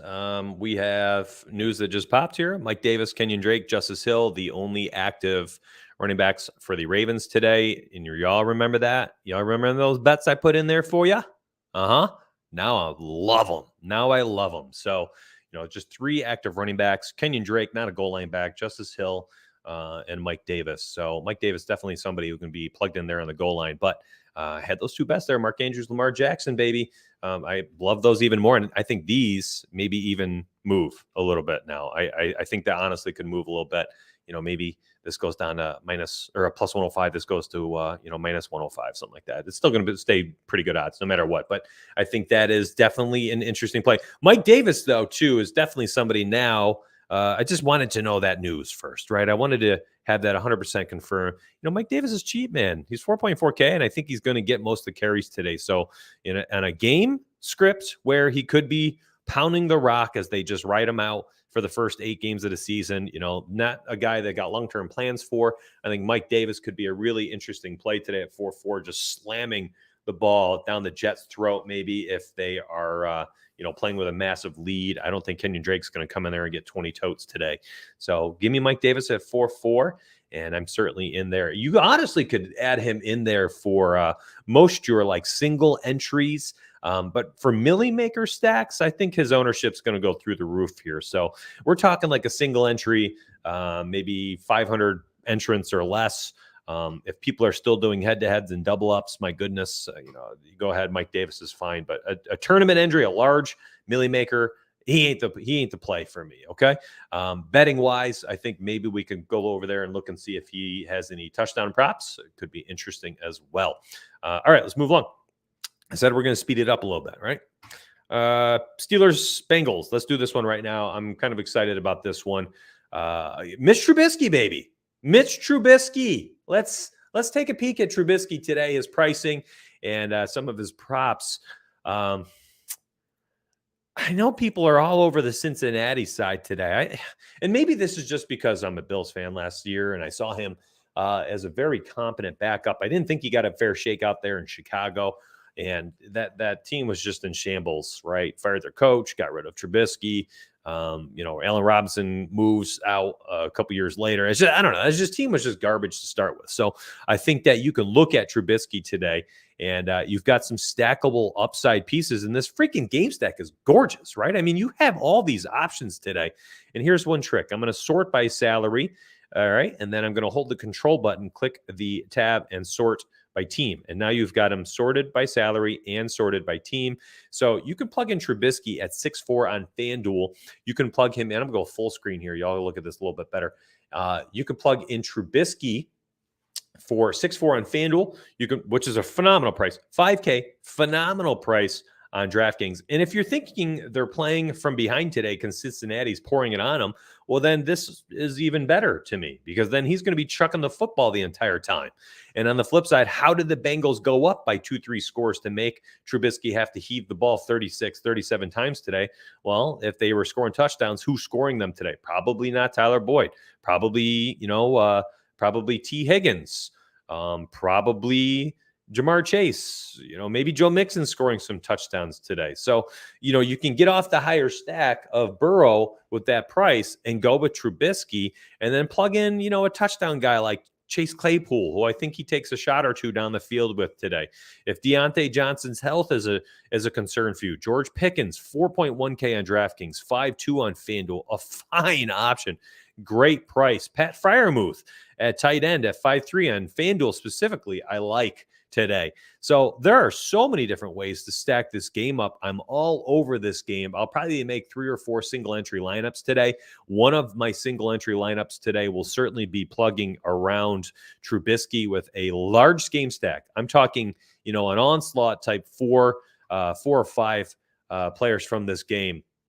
And I'll have like Trubisky with, Pickens and Freiermuth, or Trubisky with, Claypool and Pickens, running it back on the other side. Of course, I'm always going to have either Chase or Higgins will be in there for sure. Probably not both. And then the other pick, I would probably even plug in Mixon, who we've seen be able to, slam in a touchdown run and also get 4 or 5 receptions. So I like his DK price tag at 7.1, Higgins price tag at 6.1. I think there's just a lot of ways to stack this game up, and I'm all over this one. So that's one of my favorite games to stack today. And I'm going to kick it over to you, see what you got to say. No, I couldn't have said it better myself. When you look at this one, from a betting standpoint, Pittsburgh, Cincinnati, fresh off the Super Bowl loss. I will ask the chat one thing, and if you know the answer, then Mitch, you can even chime in here. Everybody in seasonal formats and in DFS formats, everybody's all freaked out about starting, and when I think about it, I'm like, well, why? When you look at Burrow, Pittsburgh's 20 for DVP wise, Pittsburgh's 21st overall against opposing quarterbacks. I don't know why everybody's so freaked out or so off Joe Burrow today. 100% of the snaps on FanDuel, he's only $6,400 at least. And when you look at the most expensive quarterback on today's slate, it's Pat Mahomes, who's 8.7 on FanDuel and 7.7 on DK. So to me, it just makes no sense why people are so freaked out about playing Joe Burrow. The play here, you have it highlighted on the screen, bottom of the barrel special, George Pickens. And if you read the article, I don't know why, I had a really good chuckle. Sometimes I crack myself up. And I wrote this verbatim when it was about George Pickens. How high will George Pickens' ownership percentage be? Will it be Snoop Dogg high or it was like Snoop Dogg, or what the heck is that guy's name? So two guys, Seth Rogen, two guys that are really always high. So to me, Pickens is going to be through the roof, and rightfully so, given what we saw in the preseason. When you bring up the study hub, you got to scroll all the way down, and maybe I'm wrong here. Look at this, only 3.4% on FanDuel, and on DK only 3.4%. So to me, George Pickens is a nice little play as a portion of a full game stack, as you were saying, and you can mix and match Claypool or even put in Pickens at the same time with maybe a Najee Harris, but Najee is going to be, very highly owned. He's 6'4" on FanDuel and on DraftKings. Probably I have it up right here. Let me pop that up. And when you look at Najee on DK, he looks to be, let me scroll over. I'm really screwing the pooch here on this one. Yeah, he looks to be about $8,200 on FanDuel. So to me, from an ownership percentage, it's about that doubling down on both of those Pittsburgh wide receivers, and Chase Claypool and George Pickens. Yeah, I also want to say, look at it. I don't know if you can see it on my screen right now. Go look at the StreamYard tab and take a peek at the pricing. I mean, my goodness, like look at how much salary you have left over. If you slam this game in, we plug in the Lions, who, personally one of my favorites, and you're a big Lions fan. So of course they're going to be in your pool today and you think they're going to win. So, Lions defense, plug them in, and then look at that stack. You have $6,900 left over on DraftKings for your final four positions. You have the upside here to grab some massive home run hitters, so to speak. Some of these guys that have 40-point ceilings, you can plug in three of them, really, 75, 8,500 each. And then, one value play, a tight end or something for like 4,000. What the heck? But, plug in like a super punt tight end and then just go home. Just go with these massive upside running backs and a flex. I mean, goodness gracious, the type of stack, lineup ability that you have because of the flexibility that this stack gives you. That's what I'm trying to get at, is tremendous. And I love this. So, and what I like about this too is when you're paying down at quarterback on DraftKings, there's some other guys people are paying for instead of Trubisky. And I think that makes Trubisky a really interesting pivot for me. And on FanDuel, it's very similar. You're looking for touchdown equity, right? I think Claypool and Higgins, of course, have it. I'm trying to be a little bit different, but if you don't want Higgins, plug in the touchdown equity of Jamar Chase, of course, you could do something like that. And you still have $7,800 left over for running back, tight end flex. You could plug in Mark Andrews instead of, Travis Kelce today, who's going to be a little bit higher owned. He's $7,900, right? So you plug him in if you'd like to have him involved in your lineup. So you plug in Mark Andrews. And look at, you still have $7,800 for three more players. That is not hard to do. Goodness gracious, there's value all over both sites today, no matter how you build your lineups. Same thing. If you don't want to punt at tight end, don't punt at tight end. Go with Andrews, go with Kelce. I don't care. We have 7,000 left over for our final three spots each. 21,000 salary. It doesn't matter how you build your lineup today. A stack like this, that I think, even if it's not like a 58-point game, these teams score 4 touchdowns each. It's 56 points. It's still under. I don't know. However you want to carve this up. I just think there's tremendous upside, and the price per player left over after you do a large game stack here is one of my favorites. I took some extra time to talk about it today because, again, I didn't have a lot of analysis across a lot of different games because there was only like 4 games I'm stacking. I love Packers, Minnesota. I love Pittsburgh, Cincinnati. What was the other one here? The Chiefs and Arizona, and the Raiders and Chargers. And those are like the 4. Oh, sorry. And the Baltimore team onslaught, but not the Jets. So, 4.5 teams or games I'll be stacking up. And then really outside of that, I'm not really stacking anybody else. I'm being very specific about who I want to be using today. So took us some extra time on air to talk about that one. And let's move along, as I definitely slowed down the pace of the stream, but it was important for me. Colts and Jaguars and Washington. Another stay away for me today. Wentz out there for the Commanders. I'm interested to see how this offense moves today. I think the Commanders offense could have some success against the Jags today. So maybe their team total was already something I'm looking at. The 10,000 Sims model has the team total at 26 points. So you could take, Commanders over 23 team points here, which is a nice, interesting edge. Money line wise, the betting model has this as Commanders heavy favorites, minus 217. So, it's already juiced up. I'm not entirely sure. Maybe, odd shop around this consensus. So maybe you can find a minus 130 somewhere on sports books. But for me, I don't know. I'm not on taking crummy. I don't want to take a bet on a crummy team here. So pass on that one for me. Do you have anything to say about this game? I don't know. It's just not interesting to me. I took some bets earlier this week. I think the one play I had from this game, let me see if I can find it. I did have one, and I can't find it. So I'll look this up. Yeah. I'll try to find it on my Google Doc and circle back to you. Go for it, bro. Yeah, I had some notes like, Sure. I have some notes. That's like saying, the president rules the world, that they both go hand in hand.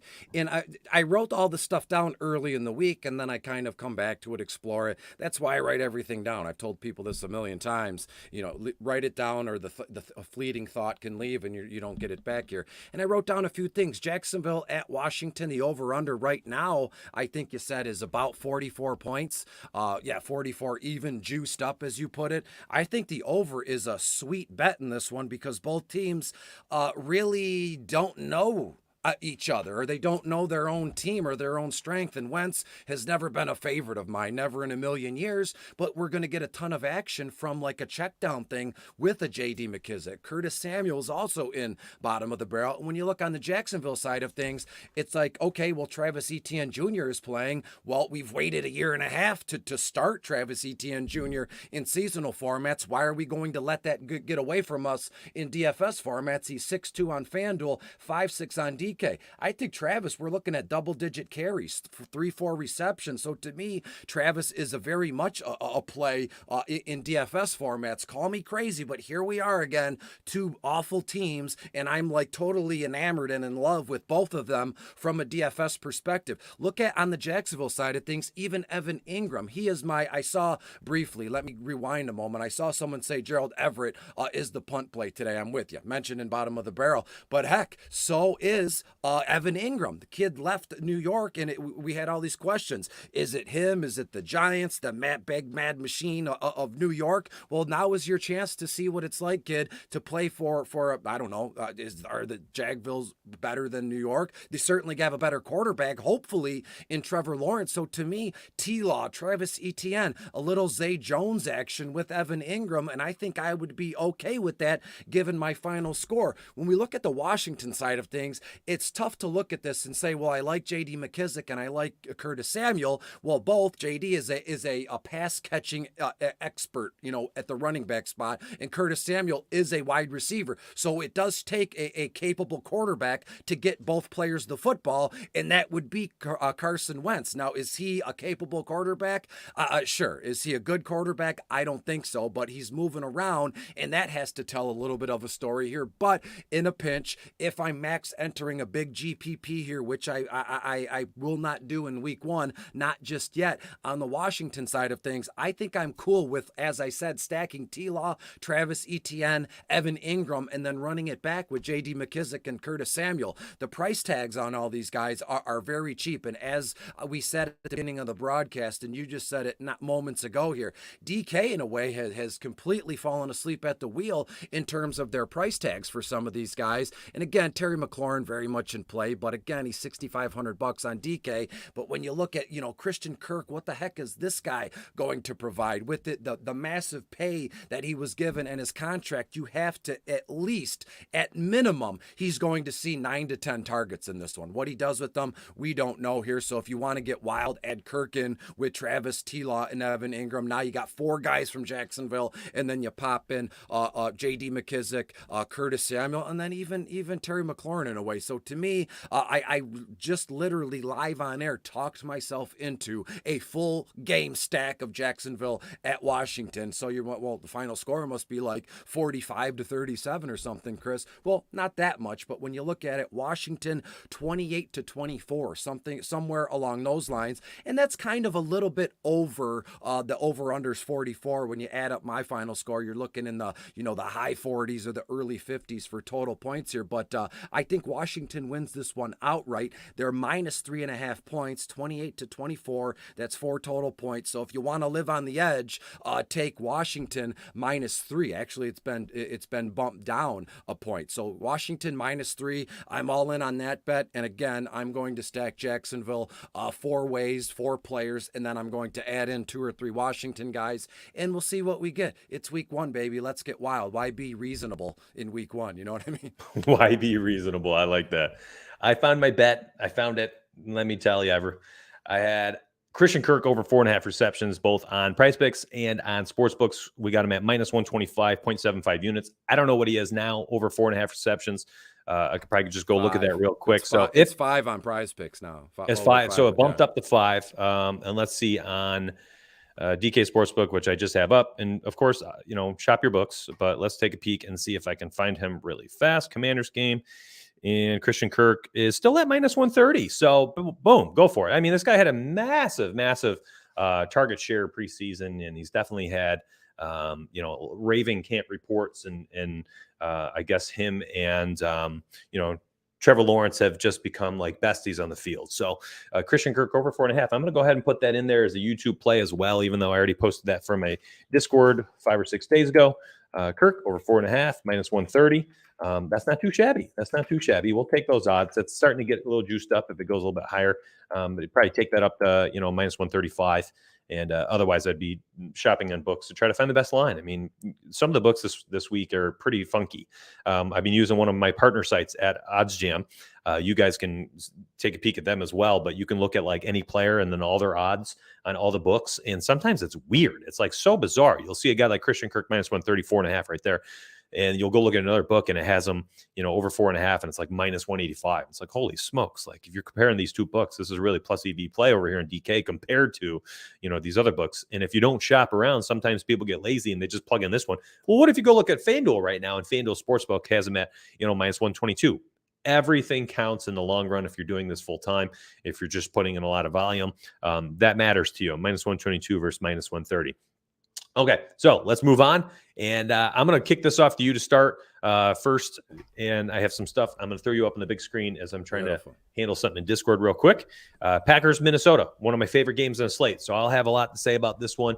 And I'm going to let you rip it. And then I'll talk betting and DFS lineups with it because I love this spot.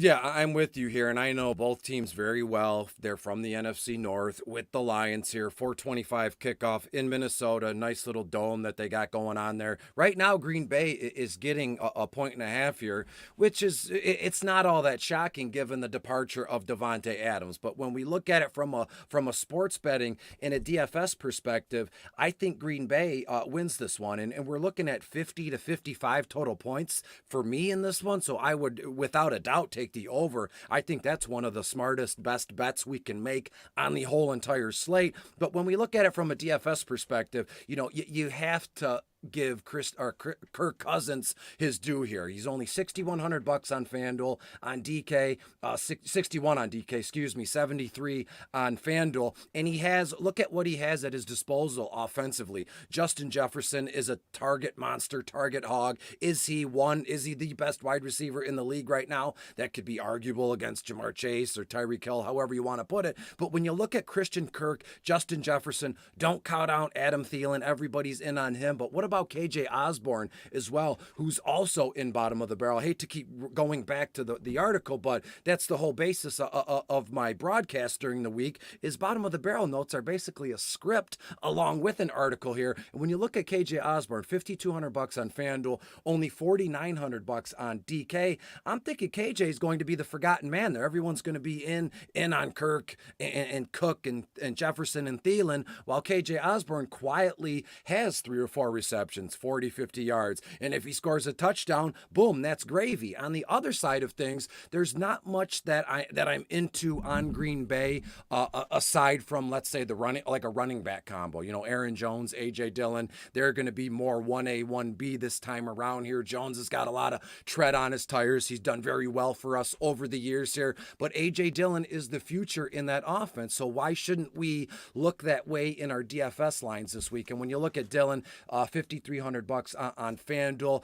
I have Dillon like around 52% of the offensive snaps. Aaron Jones around 66% of the offensive snaps. And there was some, some ideas this morning I saw when I was scrolling, having coffee, about the wide receivers. And something happened, and this opens up a spot for this young kid, rookie Romeo Doubs, who, as it stands right now, I didn't think he was going to see the field, if at all. But now Romeo Doubs might be a move we need to think about. And when you look at the stud here, I have it in front of me here as well. Let me bring up the GB and Minnesota game. When you go down the list, how can we forget Sammy Watkins? Sammy Watkins, the week one, that old BS here. But Romeo Doubs here looks to be 4.3% owned on DK. So already I'm out, right? 4.3% owned on DK out of nowhere. And on FanDuel, Romeo Doubs is 2% owned. So to me, KJ Osborne is a play on both sides. Romeo Doubs fade completely. The one guy I want to mention here, we're talking about punting,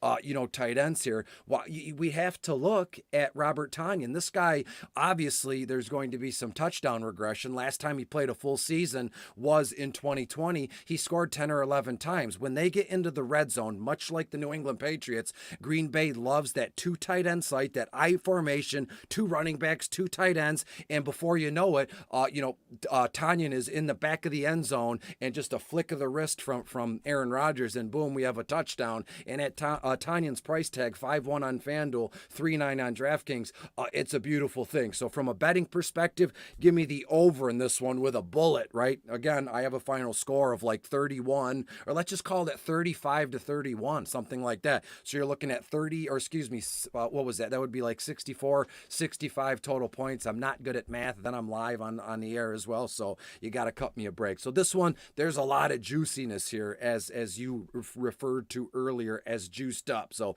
give me the over as one of my favorite plays of the day from a betting perspective. Yeah, I want to bring up one thing you mentioned earlier, and I left it here so I didn't forget, is the snap rates, right? You said about 50%. So last year, to finish off the season, look at these snap rates. There was definitely beginning to become some sort of role where they were both kind of taking certain roles in the offense here. A.J. Dillon and Aaron Jones. Aaron Jones, 53, 63, 56, 41% snap rate in those 4 games. You got A.J. Dillon, 47, 37, 44, 52. It was right. They were right there with each other. Average touches, 15 per game to finish the last 4 weeks, 15 per game for Aaron Jones, and just about 13 per game for A.J. Dillon. So an even split. Aaron Jones was getting a few more pass targets, right? I mean, he had 266 here to end the season. And then, A.J. Dillon, not the biggest pass catching role, but certainly was doing well when he was given the opportunity.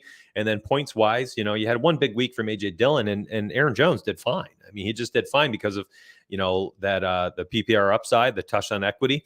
And then when you see their price tags, there's a significant difference today, a significant difference.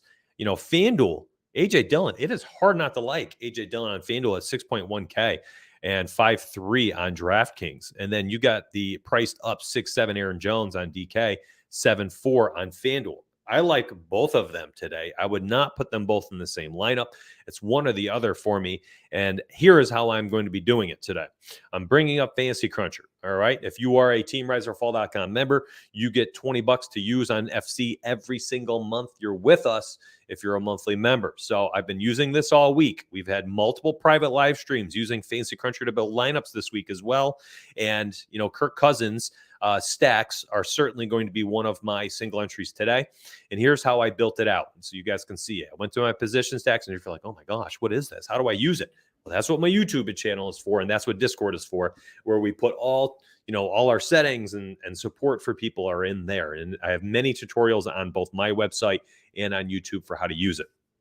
So what I'm doing here today is I plugged in stack quarterback with at least one wide receiver tight end from same team. So that would be Kirk Cousins with one of his pass catchers at wide receiver or tight end. Does not include Dalvin Cook. I have limited the number of players from each team unless it's involved in a game stack. That way you don't get DJ Moore and Christian McCaffrey on the same team if I don't have Baker Mayfield or Jacoby Brissett in the game. I've also limited the number of running backs. That way I don't have Aaron Jones and A.J. Dillon on the same team, or Nick Chubb and Kareem Hunt on the same team, only one of them. And then I stack quarterback with exactly one running back from the opposing team. I then locked in Kirk Cousins and crunched for 3 lineups. And then here are the lineups that it created. And then when I look at my first 3 lineups that I created, I can create up to 500 at a time here if I'd like. And I'm going to do these 3. Look at these teams that are hammered out. So it plugged in. And I already talked about kind of that PPR equity, right? AJ Dillon, 5.3, and DK, great upside. I think that, he's an interesting play here. Certainly has some PPR upside at times as well. But I think, Aaron Jones is my play here. I think he's always got tremendous PPR upside. He's a guy who can rack up 5, 6, 7 catches. And on a day where we don't know who the heck is going to be out there running the most routes, and who he can lean on, maybe he just leans on Aaron Jones, right? His trustworthy pass catching back out of the backfield. So Aaron Jones, I love being on the other side of stacks. So I'm going to exit or delete this lineup. I don't want AJ Dillon as the bring back. That means I've got Cousins, Thielen, Aaron Jones plugged in. Cousins, Thielen, Aaron Jones plugged in. And maybe I get off of these 2 defenses and I want to plug in, because I said I love them, the Lions. So I'm going to rotate them in. And then you've got Travis Kelce in one lineup, Travis Kelce in the other lineup. Maybe I'm not on that either. Maybe I want to have Justin Jefferson in one of them. So I go all the way down to Irv Smith in one, and I go from Thielen up to Justin Jefferson in the other. Now, you want to use up some of the salaries. So I've got 48.9K. I'm off Robbie Anderson. Maybe I go with Juju Smith-Schuster, who I've professed my love for this week, many different occasions. There we go. I've got a lineup I feel confident in for a milli maker: Cousins, Jefferson, Irv Smith, and Lions defense. Maybe if you don't want Irv Smith, you get off him and you run back Robert Tonyan on the other side, because you heard Beastie talking about him all day. So now you've got yourself a nice big game stack: Cousins, Jefferson, Tonyan, Jones. This could be touchdown equity right here for days. Trustworthy guys for Aaron Rodgers on a team full of players who aren't very trustworthy. And then you've got the one-offs in Antonio Gibson, DeAndre Swift. These guys are touch equity for days. 20+ touches possible upside today. Juju Smith-Schuster, who I talked about him all offseason. Michael Pittman, I love him. And then the Lions defense. And then I do much with this lineup because why? I really like this one right here. So I've built out a lineup that I feel confident in. It's got a lot of touchdown equity. It's got touch equity. 2 running backs I don't think will lose much time today. Wide receivers who are going to be, hopefully the wide receiver 1B, in this offense to Kelce, and then the absolute number 1 standout. No one else is even close. Michael Pittman in that offense for Matt Ryan. And I love this lineup. I think it's a phenomenal lineup. Betting wise, you saw me put some plays in here already today. Kirk Cousins, I had over 1.5 passing touchdowns earlier this week. I don't think it's even on Prize Picks anymore. They scrubbed it after I posted it. Michael Pittman, we had under 1 receiving, or under a half a receiving touchdown. I think it's the Jonathan Taylor show today. And I think I had one other on this game. And of course, it's just hard for me to find. I have so many bets placed today. Aaron Jones, I'll have to actually see. Let's go look at it live. I might actually add this one live to the stream, because his receptions, let's go look at it. If it's like 2.5, 3.5, somewhere in there. If it's 3.5, like, minus 120 or so, I'd probably take the over. Let's look. Green Bay, Minnesota Vikings. He's at 4.5 minus 180. That just goes to show, listen, you got a pretty solid probability for him to have 5 receptions today, which, holy smokes, makes me absolutely love him even more for DraftKings. So that is certainly a lineup I really, really like the idea. And I'm going to save that there because I'm entering this one. I'm going to enter this a little bit later when the stream is over. And I got to come back to that. What is Aaron Jones on Prize Picks then? I got Aaron Jones on Prize Picks right in front of me. Rush yards over 50.5. Get this. This has to be a sure thing. Over 1 pass or a reception or a rushing touchdown. A half. Well, that's all it is. Receptions are even at 5. Receiving yards 36.5. His rushing yards plus reception yards over under 90.5. Rushing attempts 11.5. I've already smashed that one. 11.5 rushing attempts. We're looking at 13 probably, somewhere along those lines. And reception plus targets 6. So you're saying, that one, I had to look that up. Reception targets, that bet means just how many times the player was targeted. That means if they caught it, they caught it, but they don't have to catch it. So if they're just thrown to him at least 6 times, whether he catches or not, that one can hit. That's a weird one, because I went back and I looked up Justin Jefferson, Jamar Chase, and Christian Kirk with that reception and target combo thing, and they look like sure things to me. But when you look at Aaron Jones, that is a little dicey for me. That means he has to catch 6 passes, and that's a little iffy for me. Yeah, I think there's 2 options here. You can go with the receptions over 5. Listen, you got a really high probability of a push, like BC had just mentioned. You're going to push at 5 receptions.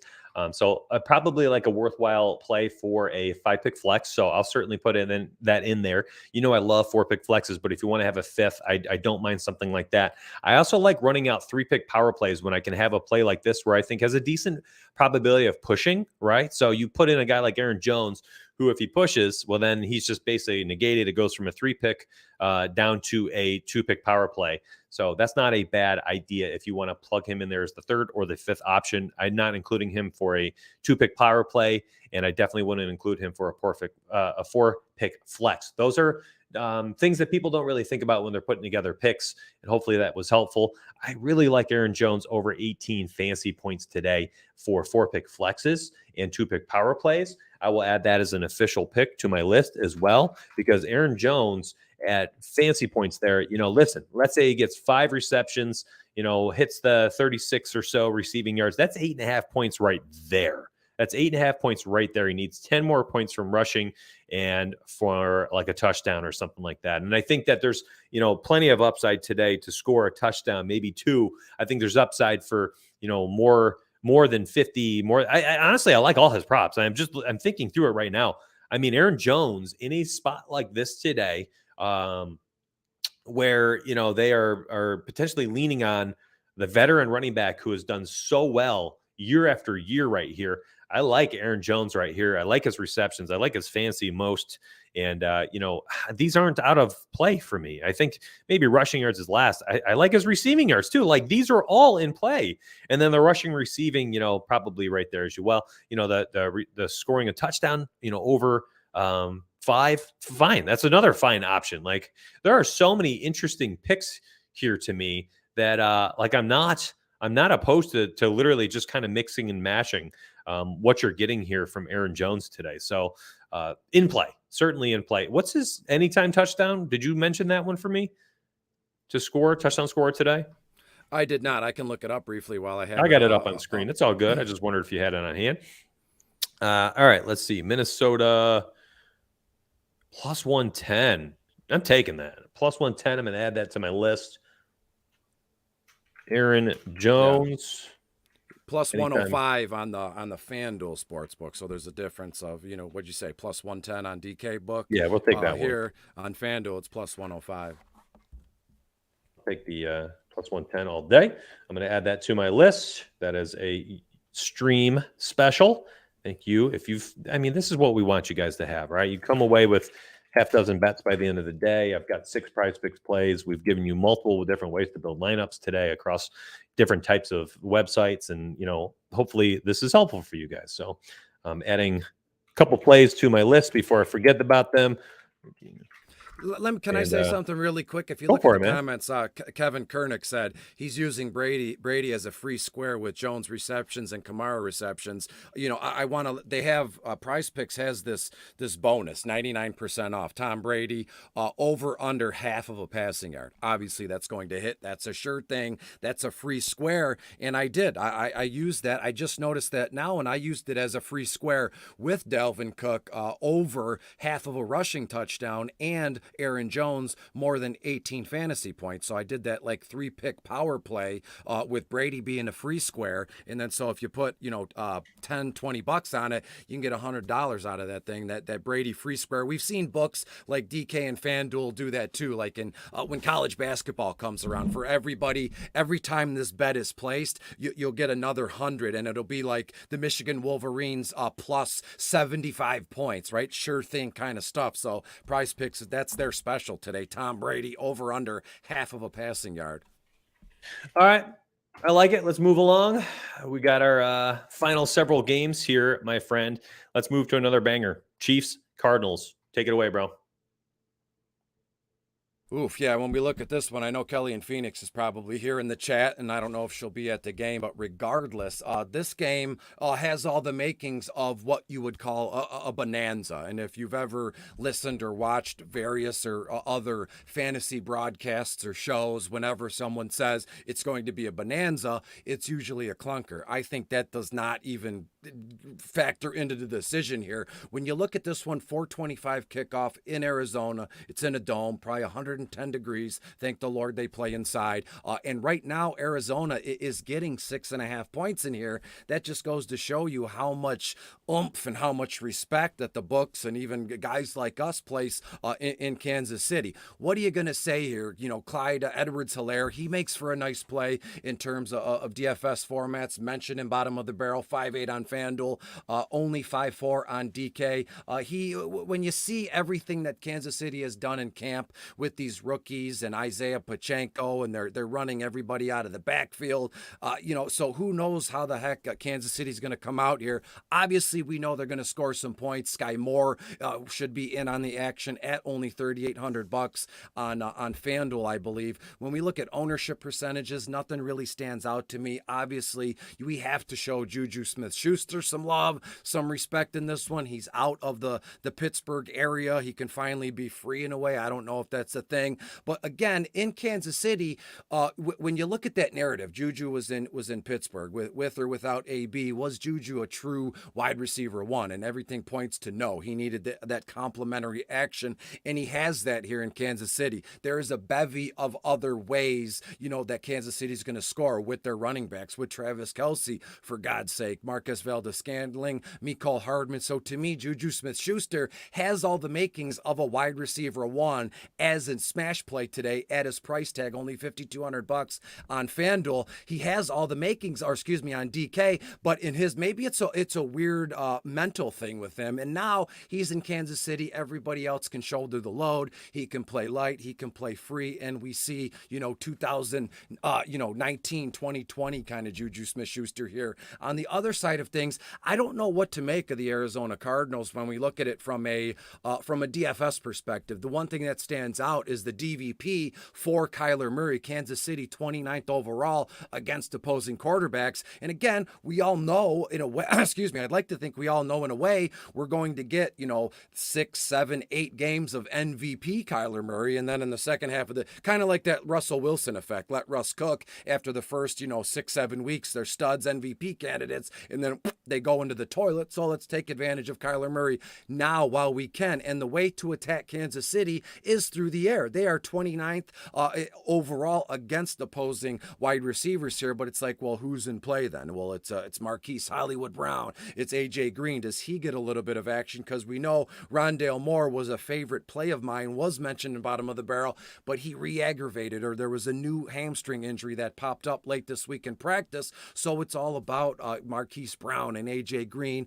We know Zach Ertz is out, so that puts Trey McBride, the Arizona tight end, very much in play. Kansas City 8th overall in defending tight ends, and all that tells me is that the Kansas City linebackers, they got a young group of kids, like a guy named Nick Bolton, who is very good in coverage. But can he hang with Trey McBride? Probably, but at Trey McBride's price tag, $2.9 on DK, basically free. I think we have to look his way. James Conner has always been this bone of contention.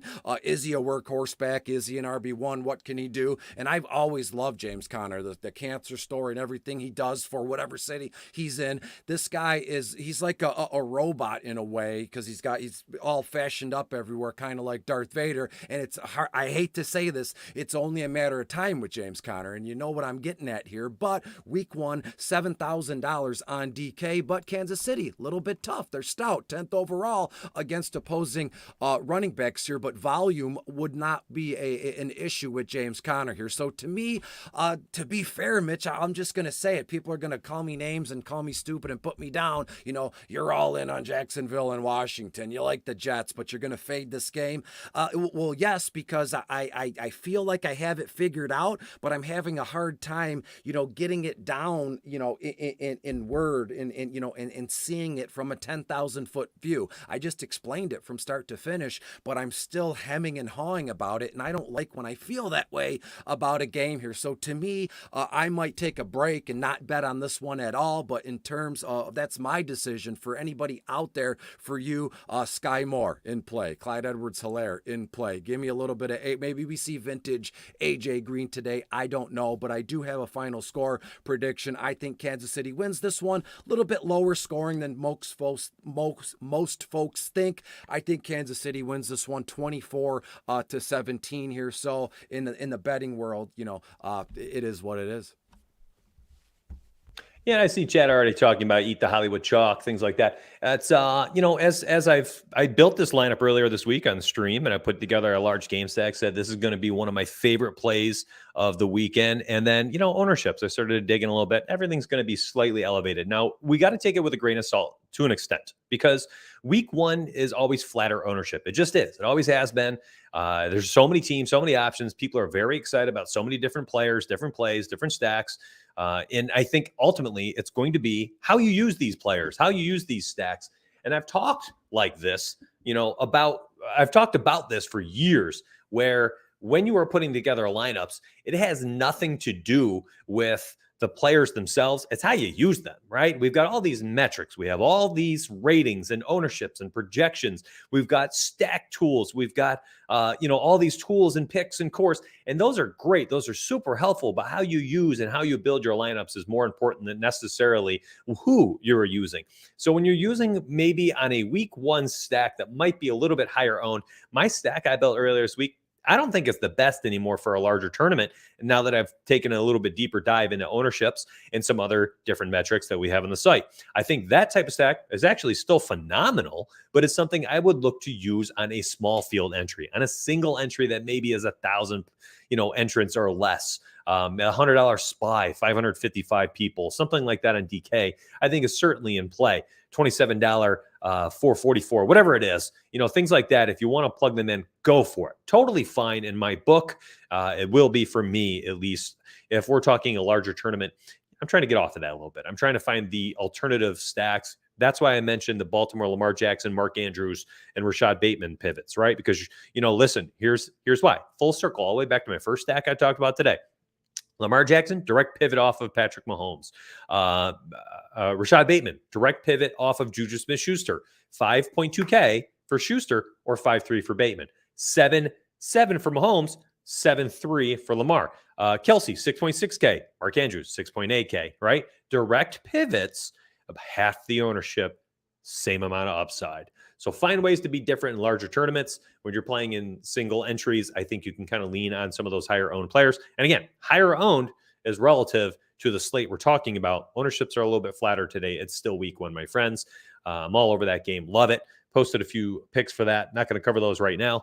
Going to move along. I think we may only have 3 more games. Chargers, Raiders, Bucks, Cowboys is Sunday night. We're not going to talk about it. This is the last game coming up, buddy.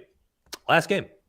We've got the Sunday and Monday night games that we're not going to cover today on this stream, but last game coming up right here, and it's a doozy. We've got the Raiders. Actually, no, we have 2 games. Giants and Tennessee.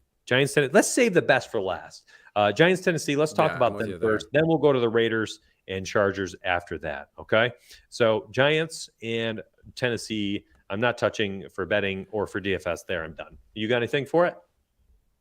No, realistically, I'm good there. The one little nugget I could pull out of there is, I've seen people place. I mean, and this is like, but I forget how you put it. It's like a lottery ticket. It's like a punt thing. Maybe look at Derrick Henry, 2+ touchdowns today. I think that's like plus 250 or something. I think it's a nice little booster if you work together like a 3 or 4 legged parlay. Throw in Derrick Henry, 2+ touchdowns. The Giants are 24th overall against opposing running backs, and they're going to just feed and feature Derrick Henry here. So I think he scores twice, and it makes for a massive boost here. I'm fading the Giants until I see anything of sorts. Kenny Golladay looks like he's 70 years old running routes. We all saw that there was like a whole week of media streaming here. But to me, yeah, I'm staying away from this one. If anybody cares, though, I will tell you I have the final score. I think Tennessee wins this one 28-17. 20, something along those lines. So give me Derrick Henry for 2 touchdowns, and give me the over then. If I have the final, you're looking at 48 total points. The over-under is currently at 44. So give me the over and give me Derrick Henry to score 2 times. Yeah, and I mean, look at his odds, -165 to score today on DK Sportsbook. I mean, certainly in play, that 2 touchdown upside. Did it 3 times last year in 7 games and did it 6 times the previous season. So he is a guy who always has an opportunity for 2 touchdowns anytime he suits up for the day. Let's move on. I'm going to let you take this last game first, and then I'm going to wrap it up. Chargers and Raiders. Chargers at home, hosting the visiting Raiders. Should be a phenomenal game. Maybe best game of the day. This is going to be potentially high scoring and very close. Go for it. Yeah, I'm with you, and I'm glad it's a 4:25 kickoff game. So after the initial rush and the adrenaline and the endorphins of 1 p.m., right when we settle down, we get this one, and it's, Derek Carr. What's he going to do with Devontae Adams? Finally there, college buddies, college roommates. They played together here, and then on the Charger side of things, Justin Herbert. This is his season. He's already, to me, I believe Justin Herbert is a superstar, but this is the season where people want to see him solidify his status as a top 3 overall quarterback in the league, whether it's seasonal, dynasty, DFS. And I think that, the Vegas Golden Knights or the Vegas Raiders, however you want to put it, they don't slow him down. He's only $7,600 on DK, DVP 17th. So the Raiders are middle of the pack against quarterbacks, but this kid is so good. He's so smart. He's so level-headed too. That's the thing. We talk about quarterbacks and, can they do this? Can they do that? But Justin Herbert is just level-headed, and he makes it's common sense is not so common anymore. And this kid has all of that. You look at Austin Eckler, a great play. His ownership percentages, though, however, let me bring up the study hub here. I'm sure it's very, very at the top here. Austin Eckler on FanDuel, his ownership is not that bad. It's 9.9% on DK. Austin Eckler only 9.6%. Eckler is going to be featured heavily in this thing. To me, Keenan Allen, Mike Williams, that 1-2 combo. But I will say the Vegas Raiders, they're second overall against opposing wide receivers. Does that matter to a guy like Keenan Allen? We've seen all the camp plays when they were against, Dallas, and Keenan Allen was burning folks. And this guy is just a gamer. Herbert and Keenan Allen, they go hand in hand. It wouldn't be a broadcast if I didn't mention Jalen Guyton. Shout out to his mom. Her and I are friends. She sent me a pair of signed gloves from Jalen Guyton himself. So thank you to the Guyton family here. You know what you're going to get. It's the epitome of boom or bust with this kid. 70+ yard touchdown scamper. Can he get over or behind the Vegas Golden Knights? Lottery ticket kind of play, lottery ticket punt kind of thing in DFS formats. Only $3,200 on DK here. When you look at the tight ends, we know what the group chat thinks, or at least one guy, Donald Parham Jr. is not. There's a D. He's not going to play.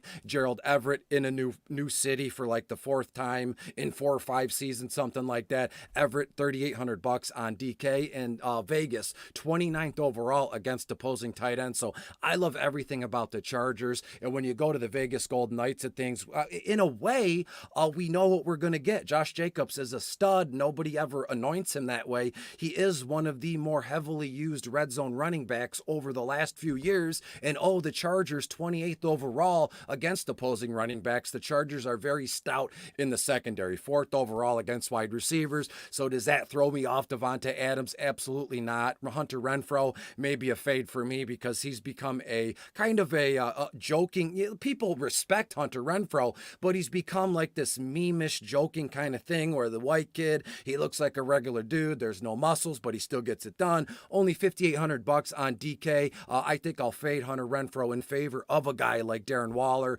because the Chargers 30th overall against tight ends. I am almost certain that Derek Carr absolutely feeds Devontae Adams in here. 10+ targets, whatever he does, a touchdown or 2 here. I don't care about DVP. Derek Carr has his boy back. Devontae Adams is free of the clutches of the evil Aaron Rodgers and all that. So to me, the Derek Carr, Devontae Adams show here. And one thing I will say, I'd be a fool not to mention it to hype up bottom of the barrel. I did mention Zamir White briefly, rookie kid, 4.9 on FanDuel, 4.7 on DK. I think he sees 6-7 carries, 20-ish yards. yards, 1 or 2 receptions here. So Zamir White as a lineup filler, mainly on Yahoo because he's $10. And if Zamir White was, in the $3,000 range on DK, I think he would be in play. I think his price tag on FanDuel is a little bit expensive just to see what happens here. But to me, Zamir White might get a little bit run in this one. In terms of a final score, I think it lives up to the billing. Over-under is at 52.5 points right now. I think the Chargers win this one 31-27. So you're looking at about 58 total points. So hammer the over here in this one and stack it this over with the GB Minnesota over, and you got like two little legged parlay. You could put $20 on it, and personally, I think it's a sure thing, but it's not a sure thing enough where I'm going to guarantee it and personally pay back folks that do that.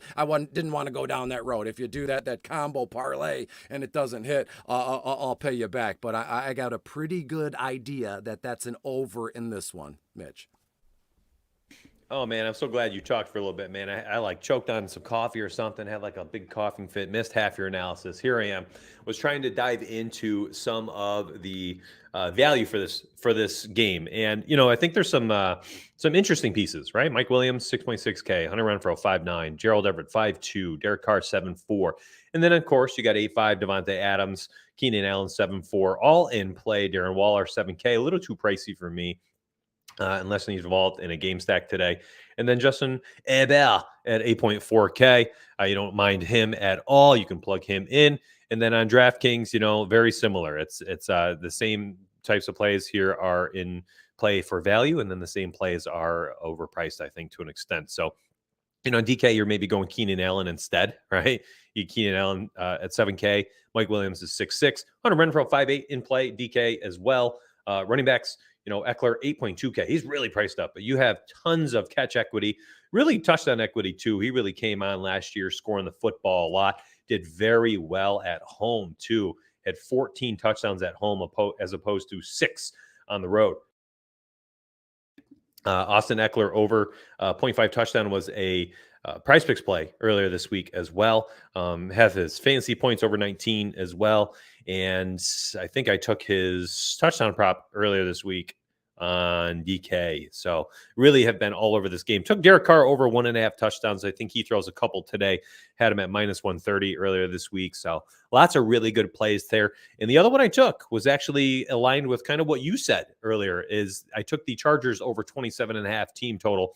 I believe on like last Sunday or Monday, I posted it. So I took that as well. That has moved up to 28.5.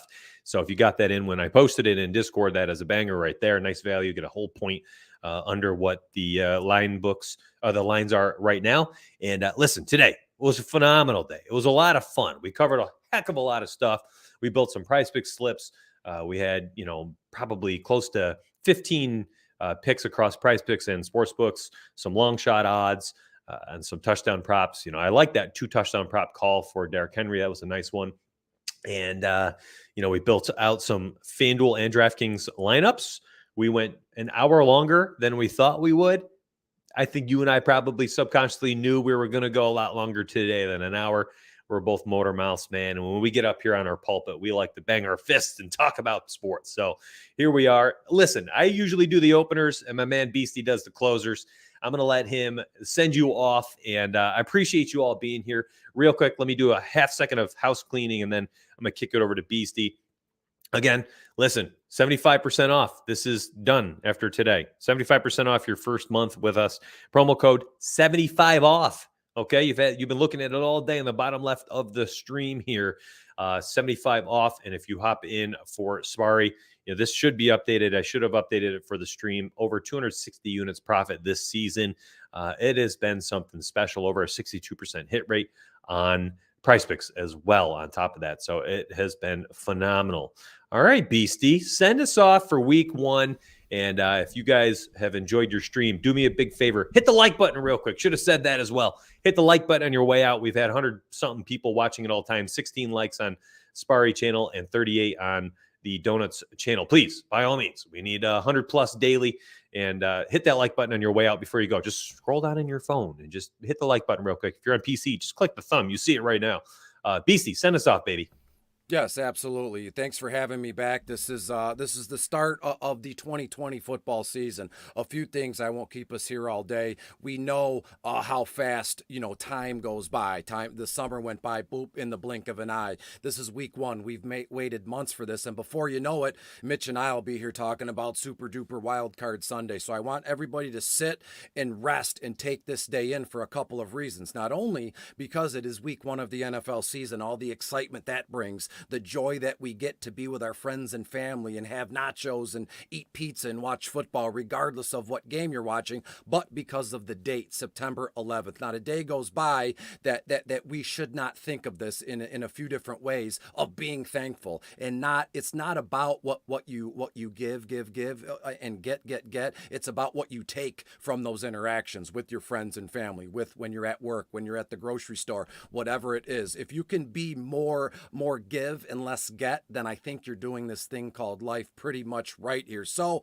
take a second today, just look around and be grateful. I know it's not Thanksgiving. You're like, that's your spiel for Thanksgiving. I could actually say that same thing every day of my life, every broadcast I ever do, but it is week one. Let's enjoy it. Let's be in peace, and let's just see this thing through. So thanks everyone for being here. Sunday Night Football video, DFS video out soon, and we'll see you this time next week. So be good and be safe, and I'll talk to you later. Bye.